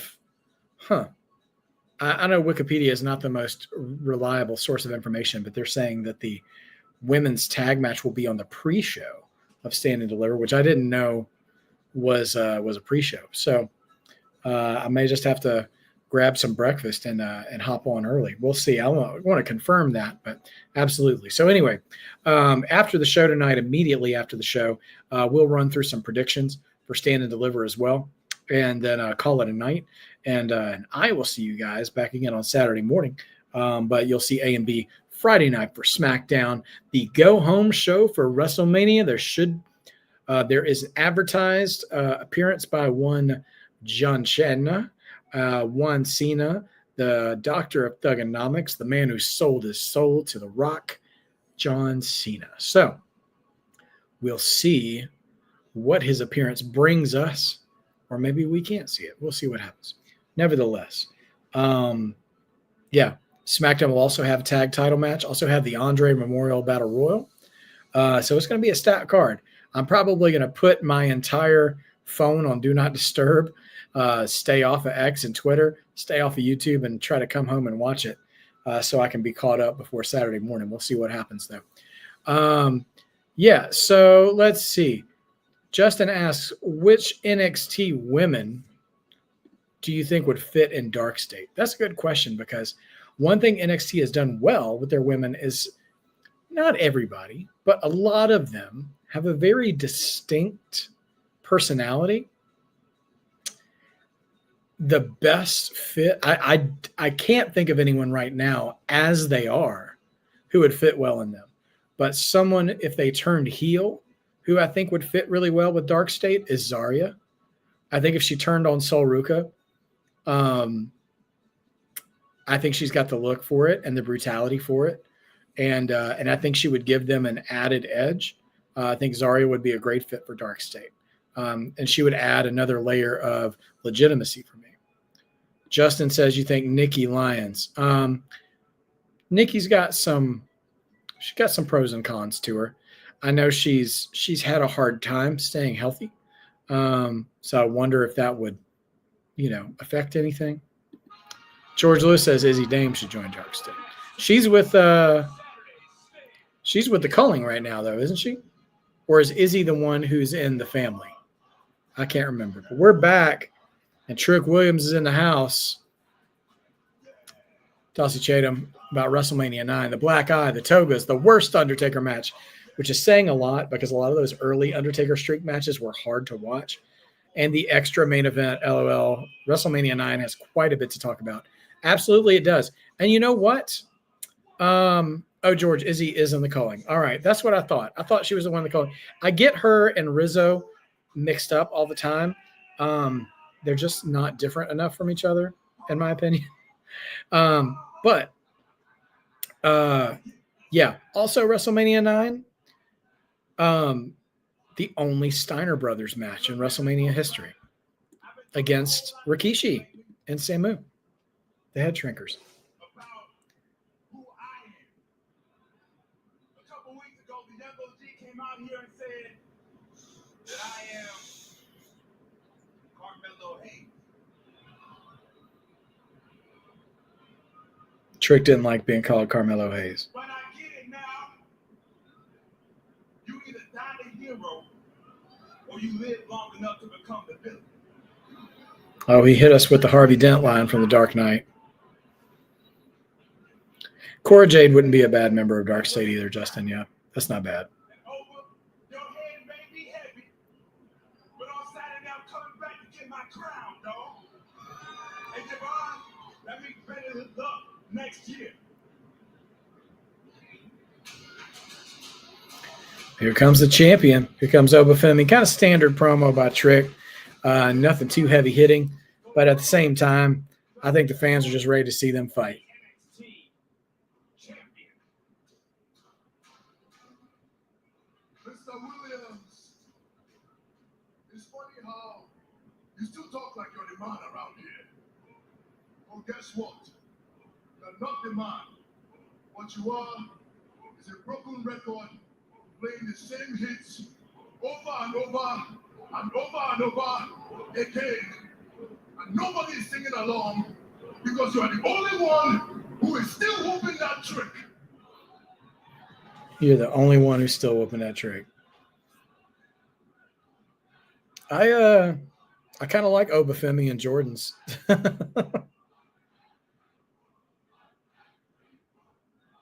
let me give you a word of advice. The spotlight is moving on, and I suggest you do the same. Because you get one more chance to stand in the spotlight alongside with me and stand and deliver on Saturday. And that will be your last time in the spotlight, because when I'm done with you, I will be moving on as well. Look here, overweight. Your ears don't work that good? But your braids too tight? Say your braids too tight. That trick around the world, dog. Let's talk about it.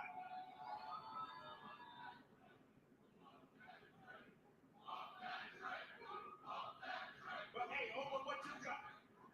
You still calling yourself the ruler? It takes more than a few Black Panther chants to get the man around here, dog. Believe that. Oh, they're just busting on each other's gimmicks right away. I have not seen Dark State yet. I heard you say they were in the crowd, but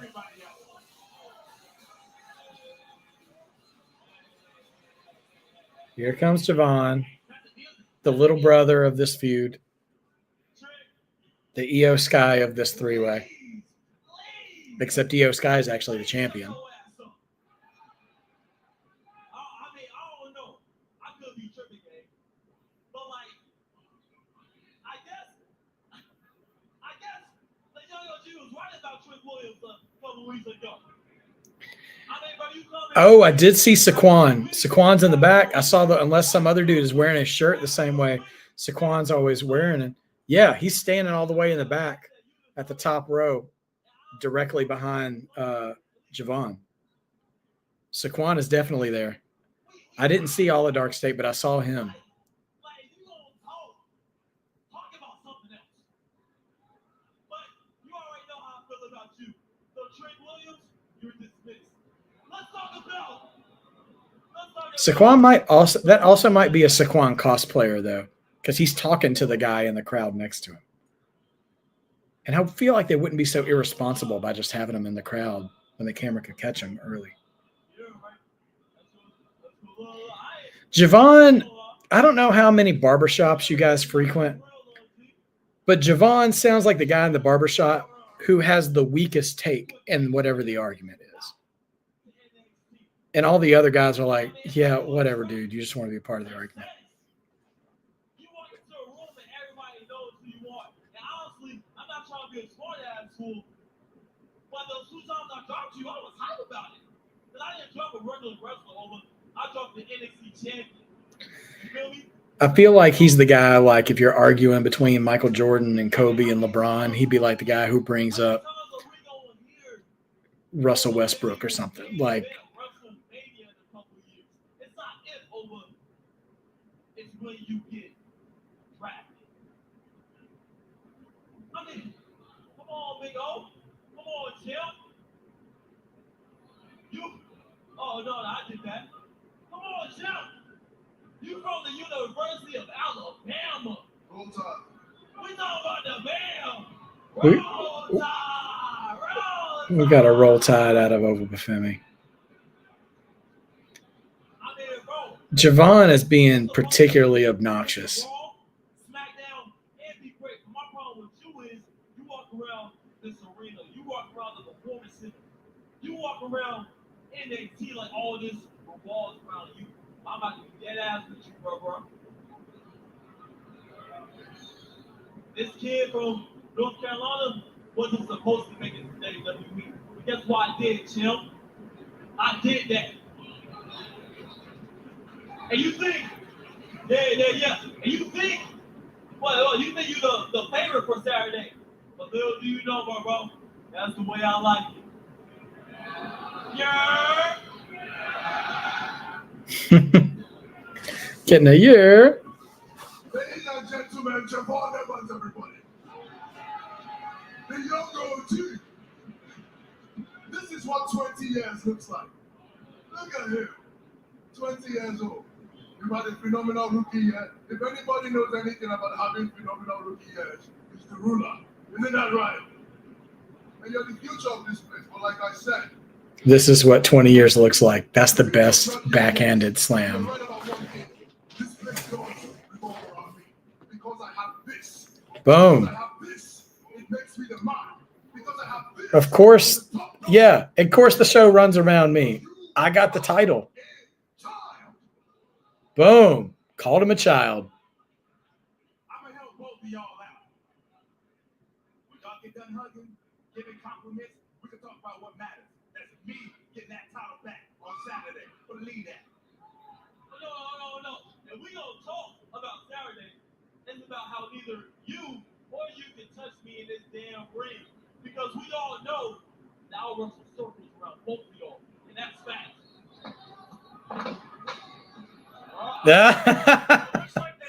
They both decided to get rid of Javon in that situation.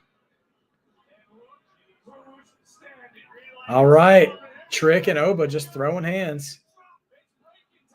They are seriously treating Javon like Rhea and Bianca are treating Io Sky. And that makes me very nervous. Oh! Okay, Javon. Springboard double cutter. And Javon's picking up the title, which absolutely means he's not winning it on Saturday. but that was impressive.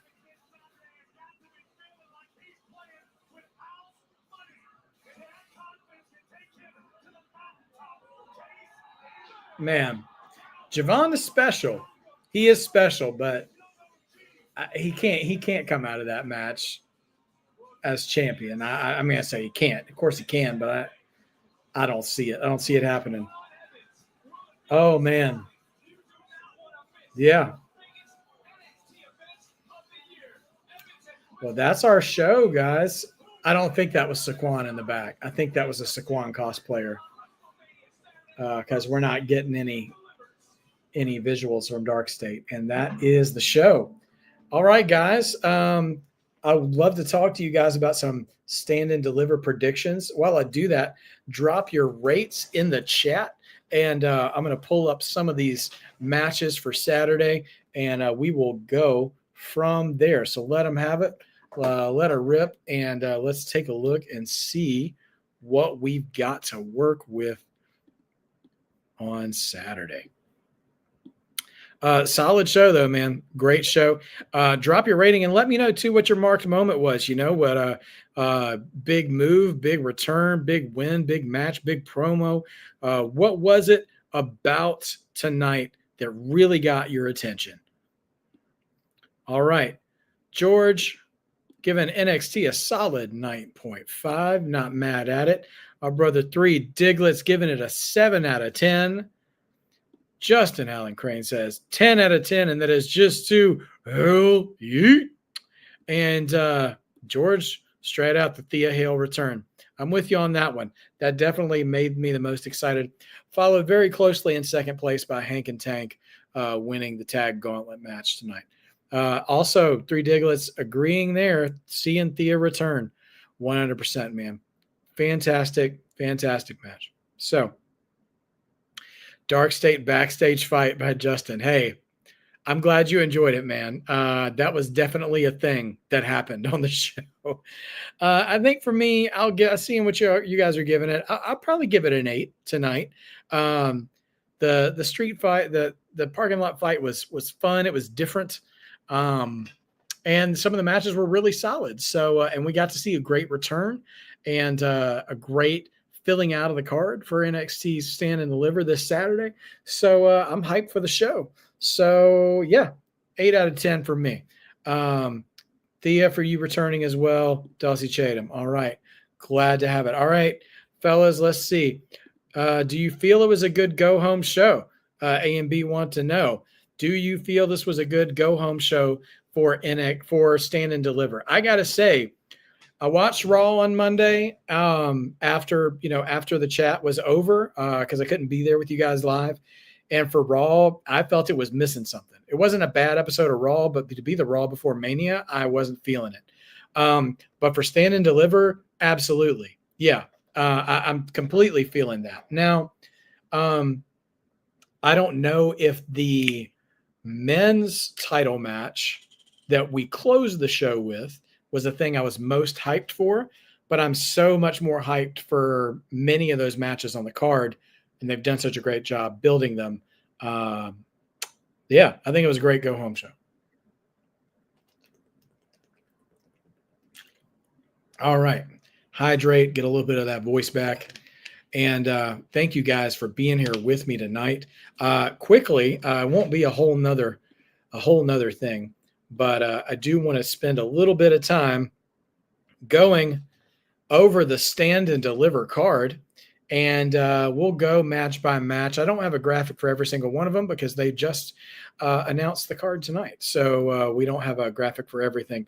WStream, thank you so much, 3 Diglets. I really appreciate that. So I really appreciate that. A and B, we didn't actually watch it. We just heard your commentary. From what I heard, maybe a 7. Well, hey, if I made that show seem like a 7, on one hand, I probably have more work to do as a play-by-play man, but also sounds like a good deal. All right. We have thank you, Dossie, final Daredevil tonight as well. I've got to watch that before I get back online because it's going to be a lot of fun. All right. So that being said, let's run through the card real quick, shall we? So it remains to be seen whether it's going to be a pre-show match or if it's actually on the card. But we now have an official Fatal 4-Way elimination tag match. The winner of this match will go on next Tuesday on NXT to face the women's tag team champions, whether that is Bayley and Lyra Valkyria or Liv Morgan and Raquel Rodriguez. So we have Metaphor, Jakara Jackson and Lash Legend, Fatal Influence, Chemical X, Gigi Dolan and Tatum Paxley, and Cora Jade and Roxanne Perez. Out of those 4, who is your pick for the match? So let me know your comments on who your predictions are. So I'm torn here. I really am. Because on the one hand, it all depends to me on who wins the honestly, I feel like whoever wins this match might be a little bit of a telegraph for who's going to win at WrestleMania. Because if Cora Jade and Roxanne Perez win this match, which I think they have a good chance of winning, I definitely believe Bayley and Lyra are winning the tag team titles, and we might be able to wrap a little bow on this Bayley Roxanne thing next Tuesday in the tag match. However, what I want to see happen by the end of WrestleMania is for Liv, Raquel, and Dom Dom to all be holding gold. And I feel like if we're going to get Liv and Raquel on NXT next week, then you've either got to have Metaphor or Gigi and Tatum win that match. So I might be wrong here, but I'm going to lean towards Metaphor. And I think this time they're going to do the thing. I think this time Metaphor are going to win the tag titles. But we'll see what happens. We will see what happens. I don't know. I don't know if they'll win the tag titles, but I think, man, it's just hard. It's hard to call, right? Because there's the thing we think might happen. There's the thing that they're showing us could happen. You know, there's a lot of in between, right? So who knows? Who knows what'll be coming? But yeah, all right. So I'm calling for Metaphor in that match. Now, coming up next, we finally have all 6 combatants locked in for the women's North American title ladder match. And our competitors are Zarya, Kalani Jordan, Sol Ruka, Izzy Dame, Lola Vice, and the returning Thea Hale. Let me know, who do you got for this ladder match? Because when the qualifiers started, I thought Sol Ruka was going to be a great option for that, right? But also, okay, Justin is going with Zarya. George is going with Lola Vice. I don't think Izzy, Kalani, I don't think either of them have a shot at it. 3 Diglets with a good observation here. I feel like Ruka should take it, but with Thea returning, I think she would look good with the gold. I agree, 3 Diglets. You know, there's a thing about WWE, and this includes NXT, is having a ladder match winner moment and using ladder match champions as transitional champions. The most obvious one that comes to mind for me is Zack Ryder winning the Intercontinental title at WrestleMania 32 and immediately losing to Miz the next night on Raw. I don't want to be disrespectful to Thea Hale, but I think her winning the ladder match could be a really great moment. And not that necessarily that she should lose it the next Tuesday, but maybe that she has a brief run with it, and then we move the belt onto a Sol Ruka or a Lola Vice or a Zarya even. I would have much more fun with that scenario.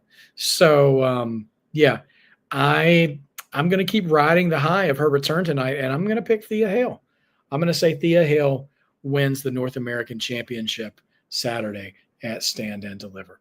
So there is that match. Also, we now have finalized our tag title match And this one could be a lot of fun, could be a show stealer. The best tag team in professional wrestling, Fraxium, takes on Hank and Tank for the NXT tag team titles. Who do you have for the tag title match between Fraxium and Hank and Tank? Hank and Tank have been telling a really, really good, really consistent chapter after chapter story every single week for their growth as a tag team, for finding their identity, and they keep flirting with these cracks in the foundation of Fraxium between Nathan and Axiom together, and they never break, but there's always some tension. And honestly, on one hand, I actually kind of like they're like brothers almost, you know, like you and your brother, like you guys fight, but you're never not going to be brothers. You know what I mean? And I kind of get that vibe from Fraxium that they'll complain and snip at each other, but they're never actually going to break up. You know, they're not actually going to turn on each other. And so I'm hoping that's the case. And if that is the case, then I think Fraxium wins. I don't think Hank and Tank beat them straight up, but I do think this could be a show stealer of a match. I think the crowd will be excited for this. I really hope Vegas shows up for Hank and Tank the way the NXT crowd does, because I don't want to go and say, you know, you deserve it, but Hank and Tank have put in so much work, and they deserve so much appreciation. And they've gotten over with me, despite my initial skepticisms about their look and stuff. But okay, A and B is calling for Hank and Tank. Justin Allen Crane calling for Fraxium. Okay. So it would be a wonderful Mania weekend moment for Hank and Tank to be the new NXT champions. And as I'm sitting here flapping my gums, maybe this is an opportunity for Fraxium to move on. Have them drop the titles, and let's get the best tag team in WWE up to the main roster. Just a thought, because we already got Axiom taking on Gunther in a special attraction, and we got Nathan Frazier taking on Phoenix. So, I mean, it's a possibility. It's a possibility. If Fraxium goes to the main roster, I think emotionally and storyline-wise, this is the best opportunity to get the belts off of them, for sure. I think they could do that. They could have a real like DIY revival moment where like it's a crowning achievement for Hank and Tank. And yeah, you could bring Dark State into the conversation after that. I wouldn't want to see Dark State involved in the match at all. But I could absolutely see Dark State being next man up for the tag titles, regardless of who the champions are. So, yeah, what the heck? Let's do this. Hank and Tank, honk, honk, going to ride that all the way into the station. I'm calling for Hank and Tank to be the new tag team champions. All right, coming up next, 6-man tag just added tonight to Stand and Deliver. The D'Angelo family, Tony, Stax, and Luca, taking on Dark State, which we don't know what 3 members of Dark State it will be, but it's Dion Lennox, Cutler James, Saquon Sugars, and Osiris Griffin. So I feel like this might be the easiest pick of the night, and I'm going Dark State. I don't. There's too much dissension in the family between Tony and Stax. Tony and Stax, and Dark State just got started. They've only had one official match. And so I completely think Dark State is winning. Stax may leave the family. I don't know if he'll join Dark State, but yeah, Dark State totally taking this one. I think that one is just elementary, just an easy call. All right. Next up, North American title, brand newish champion, Ricky Saints, which, by the way, I didn't say this during the show, but it's a nice touch. Maybe he did this in AEW. You know, I don't watch AEW, but I know he was a tag champion there briefly. That he does his pose, you know, into the belt now. Just nice touch. I love it. I love it when they do that kind of stuff, when they incorporate their title into their actual like character movements. So nice touch on Ricky Saints. He's going to be a star one of these days. I mean, he already is a star in NXT, but yeah, he'll move up eventually as well. Ricky Saints versus Ethan Page. I think this match will be a lot of fun. I wouldn't be surprised to see these two guys wrestle with a chip on their shoulder just to prove to the world, no, we don't deserve to be overlooked, and we're not being overlooked anymore. And we're going to show you guys what you missed out on. And I'm going to call for Ricky Saints to retain, though. He just got the title. He's clearly a big deal. I mean, remember his debut? They wouldn't even give us his name for 2 or 3 weeks. Like, they're really propping him up. And I mean, to be fair, Ethan Page, a former NXT champion, he's had quite a run, and he's delivered in every feud he's had. I'm thinking about his feud with Javon Evans, his his feud, that 4-way where he took the belt off Trick. He had a good run as champion, but I don't think he beats Ricky Saints here. Maybe one day, depending on how long they want to do this feud. But I'm calling for Ricky Saints. George also agrees Ricky Saints retains. Justin Hallencrane calls for All Ego Ethan Page. And A&B Combos Wrestling Edition also calls for Ricky Saints. Let's see, just making sure I caught everybody who led it. Okay, 3 Diglets. I got Ego. Love the emoji usage, my friend. Great call. Great call. One more for the road. There we go. Great call. All right. So 2 matches left. It's our main event. Let's see. We call it. Yeah. Covered everything else. Our main events, our world title matches.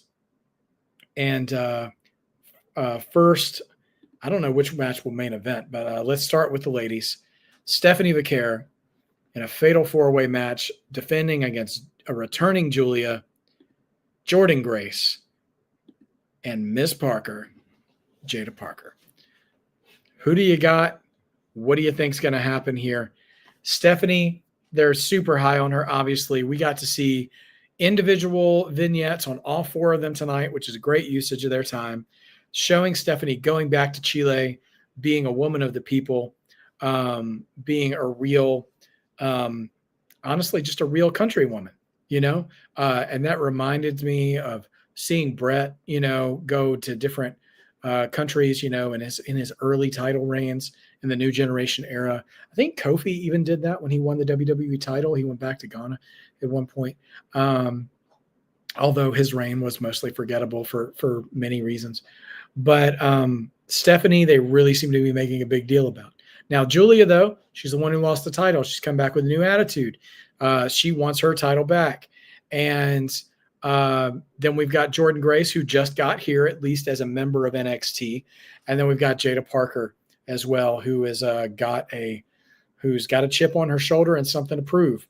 So coming on through the predictions, George is calling for Stephanie Vaquer La Primera to retain.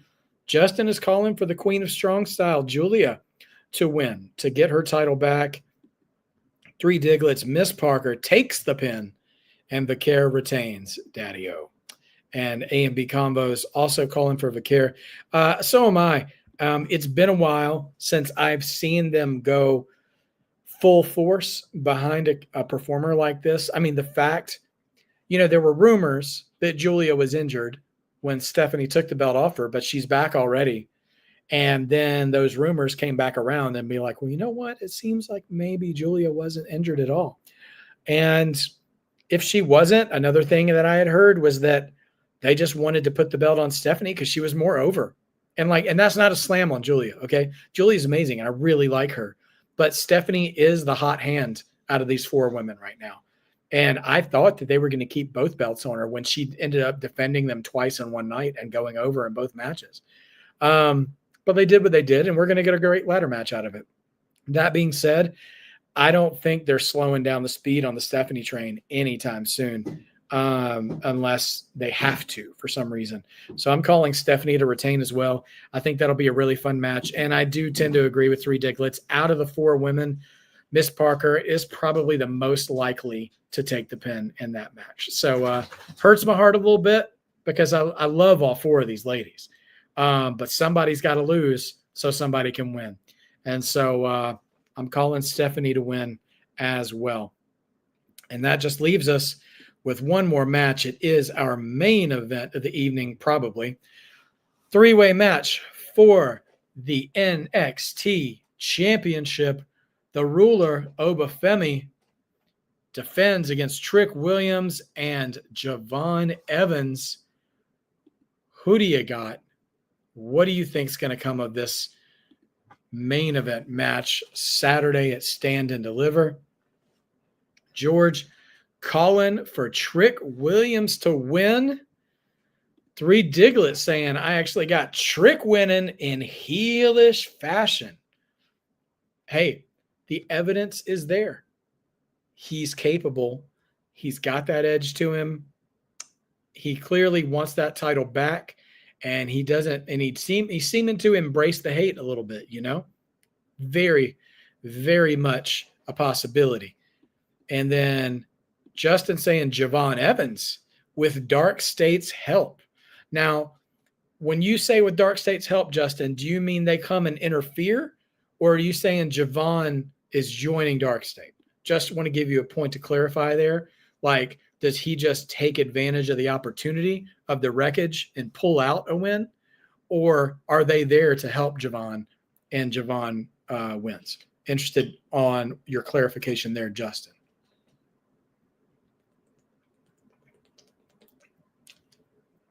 Both. Okay. All right. So he takes the assist and then defects. I have a hard time visualizing that playing out, but you know what? You are entitled to your opinion, my brother. So, you know what? Initially, I would have jumped right to Obafemi, but Javon did bring up the draft tonight, and yeah, A&B combos are already speaking my language. They're reading my mind. That's what happens when you're in a coalition. If they are taking the belt off of Obafemi, it better be for the main roster move. And they dangled that carrot. And, Oba, I'm not saying Oba's not stale. He's still a great performer. But I will say, as a champion in NXT, the man has proven, I think, all he needs to prove. Now, I don't want him coming to the main roster unless they've got a plan for him ready to go. And there's a lot of meat. There's a lot of meat on that main roster now. So he could run through it. I mean, man, could you imagine? Could you imagine seeing Obafemi and Jacob Fatu? That would be so much fun. But anyway, so Oba with that, I'm leaning towards Trick. I think Trick starts to go a little darker, a little more Sith, if I can quote A on that. And I think Trick may walk away with it. I'd be very surprised if Javon takes it. I don't think it's impossible, but it will surprise me. It'll make for a good reaction video, I guess. By the way, Three Diglets giving a shout out to A&B Combos saying, enter Vegas doing the Oba walk. Can I also make a request that you give us two versions? You give us the Oba walk and you give us the Penta walk. I want to see the Penta walk too. And we'll share that like wildfire. Well, wildfire is probably a bad. Yeah, sorry, where I'm in LA, wildfire is not the best figure of speech to use. But we'll spread it like hotcakes, like hoe cakes, whatever kind of cakes. Don't matter. We'll spread it. So anyway, hit us with that Oba walk and that Penta walk, and we'll highlight that stuff for sure. I hope you guys have a great time there. I'm so happy for you guys getting to go. Mania is just once in a lifetime experience, unless you get to go twice. I loved my Mania experience all those years ago. I still think about it today. This weekend, I may try to find, since I'm a man of relics, as you can see, I went to WrestleMania 24, which was co-headlined by Floyd Mayweather against Big Show. And when Floyd Mayweather entered, they shot cannons of money into the air, and they were $20 million bills with Floyd Mayweather's face on them. And I pulled one out of the crowd and kept it in my wallet for almost 20 years now. So I'll see if I can dig that up, if I can find that for Saturday, and show it to you guys during Mania weekend. I'll have to see if it's still around. I never tried on throwing it away, but I have upgraded wallet since I used to keep it in my wallet because I didn't know where else to put it. But anyway, so I'll see if I can find that for you guys just to prove I'm not a liar. And since it's Mania season. So anyways, I love you guys. Thank you guys for being such a supportive, great community. Hope everybody is doing well. Get your rest, hydrate, make sure you've eaten enough so you can stay healthy. And A&B will see you on Friday for SmackDown, and Saturday and Sunday. We'll park it right here, guys, and we are going to take in the best weekend in wrestling. We're going to have Stand and Deliver and WrestleMania, and then we're still going to have Raw after Mania the day after with A&B once they come back. And guys, whoo, it's just a great time to be a wrestling fan. So don't lose your joy this week. Take in every minute, enjoy it, celebrate being a wrestling fan, enjoy what is about to be presented to us. And I hope you guys have a wonderful night. Thanks for joining me, guys, tonight. Appreciate you so much. Just keep supporting, keep watching, keep hanging out, keep showing up for me, and I'll show up for you as we are continuing to work our way into subscriptions and super chats. And we want to get there. And it's going to be, we didn't hit our goal of Mania. That's okay. But we're going to keep pushing ahead and keep making it.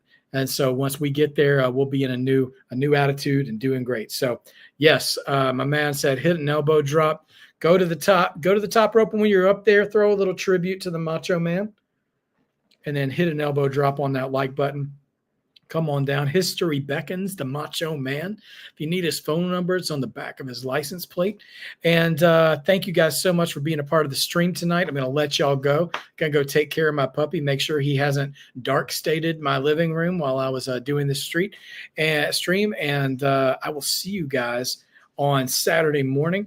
And have a great night, everybody. God bless. Don't forget to be a mark, because that's what we are. That's what wrestling fans are. And there's no shame in that. Being a mark just means you believe, and believing, come on, say it with me, makes wrestling better. Good night, guys. Take care. Y'all are the best.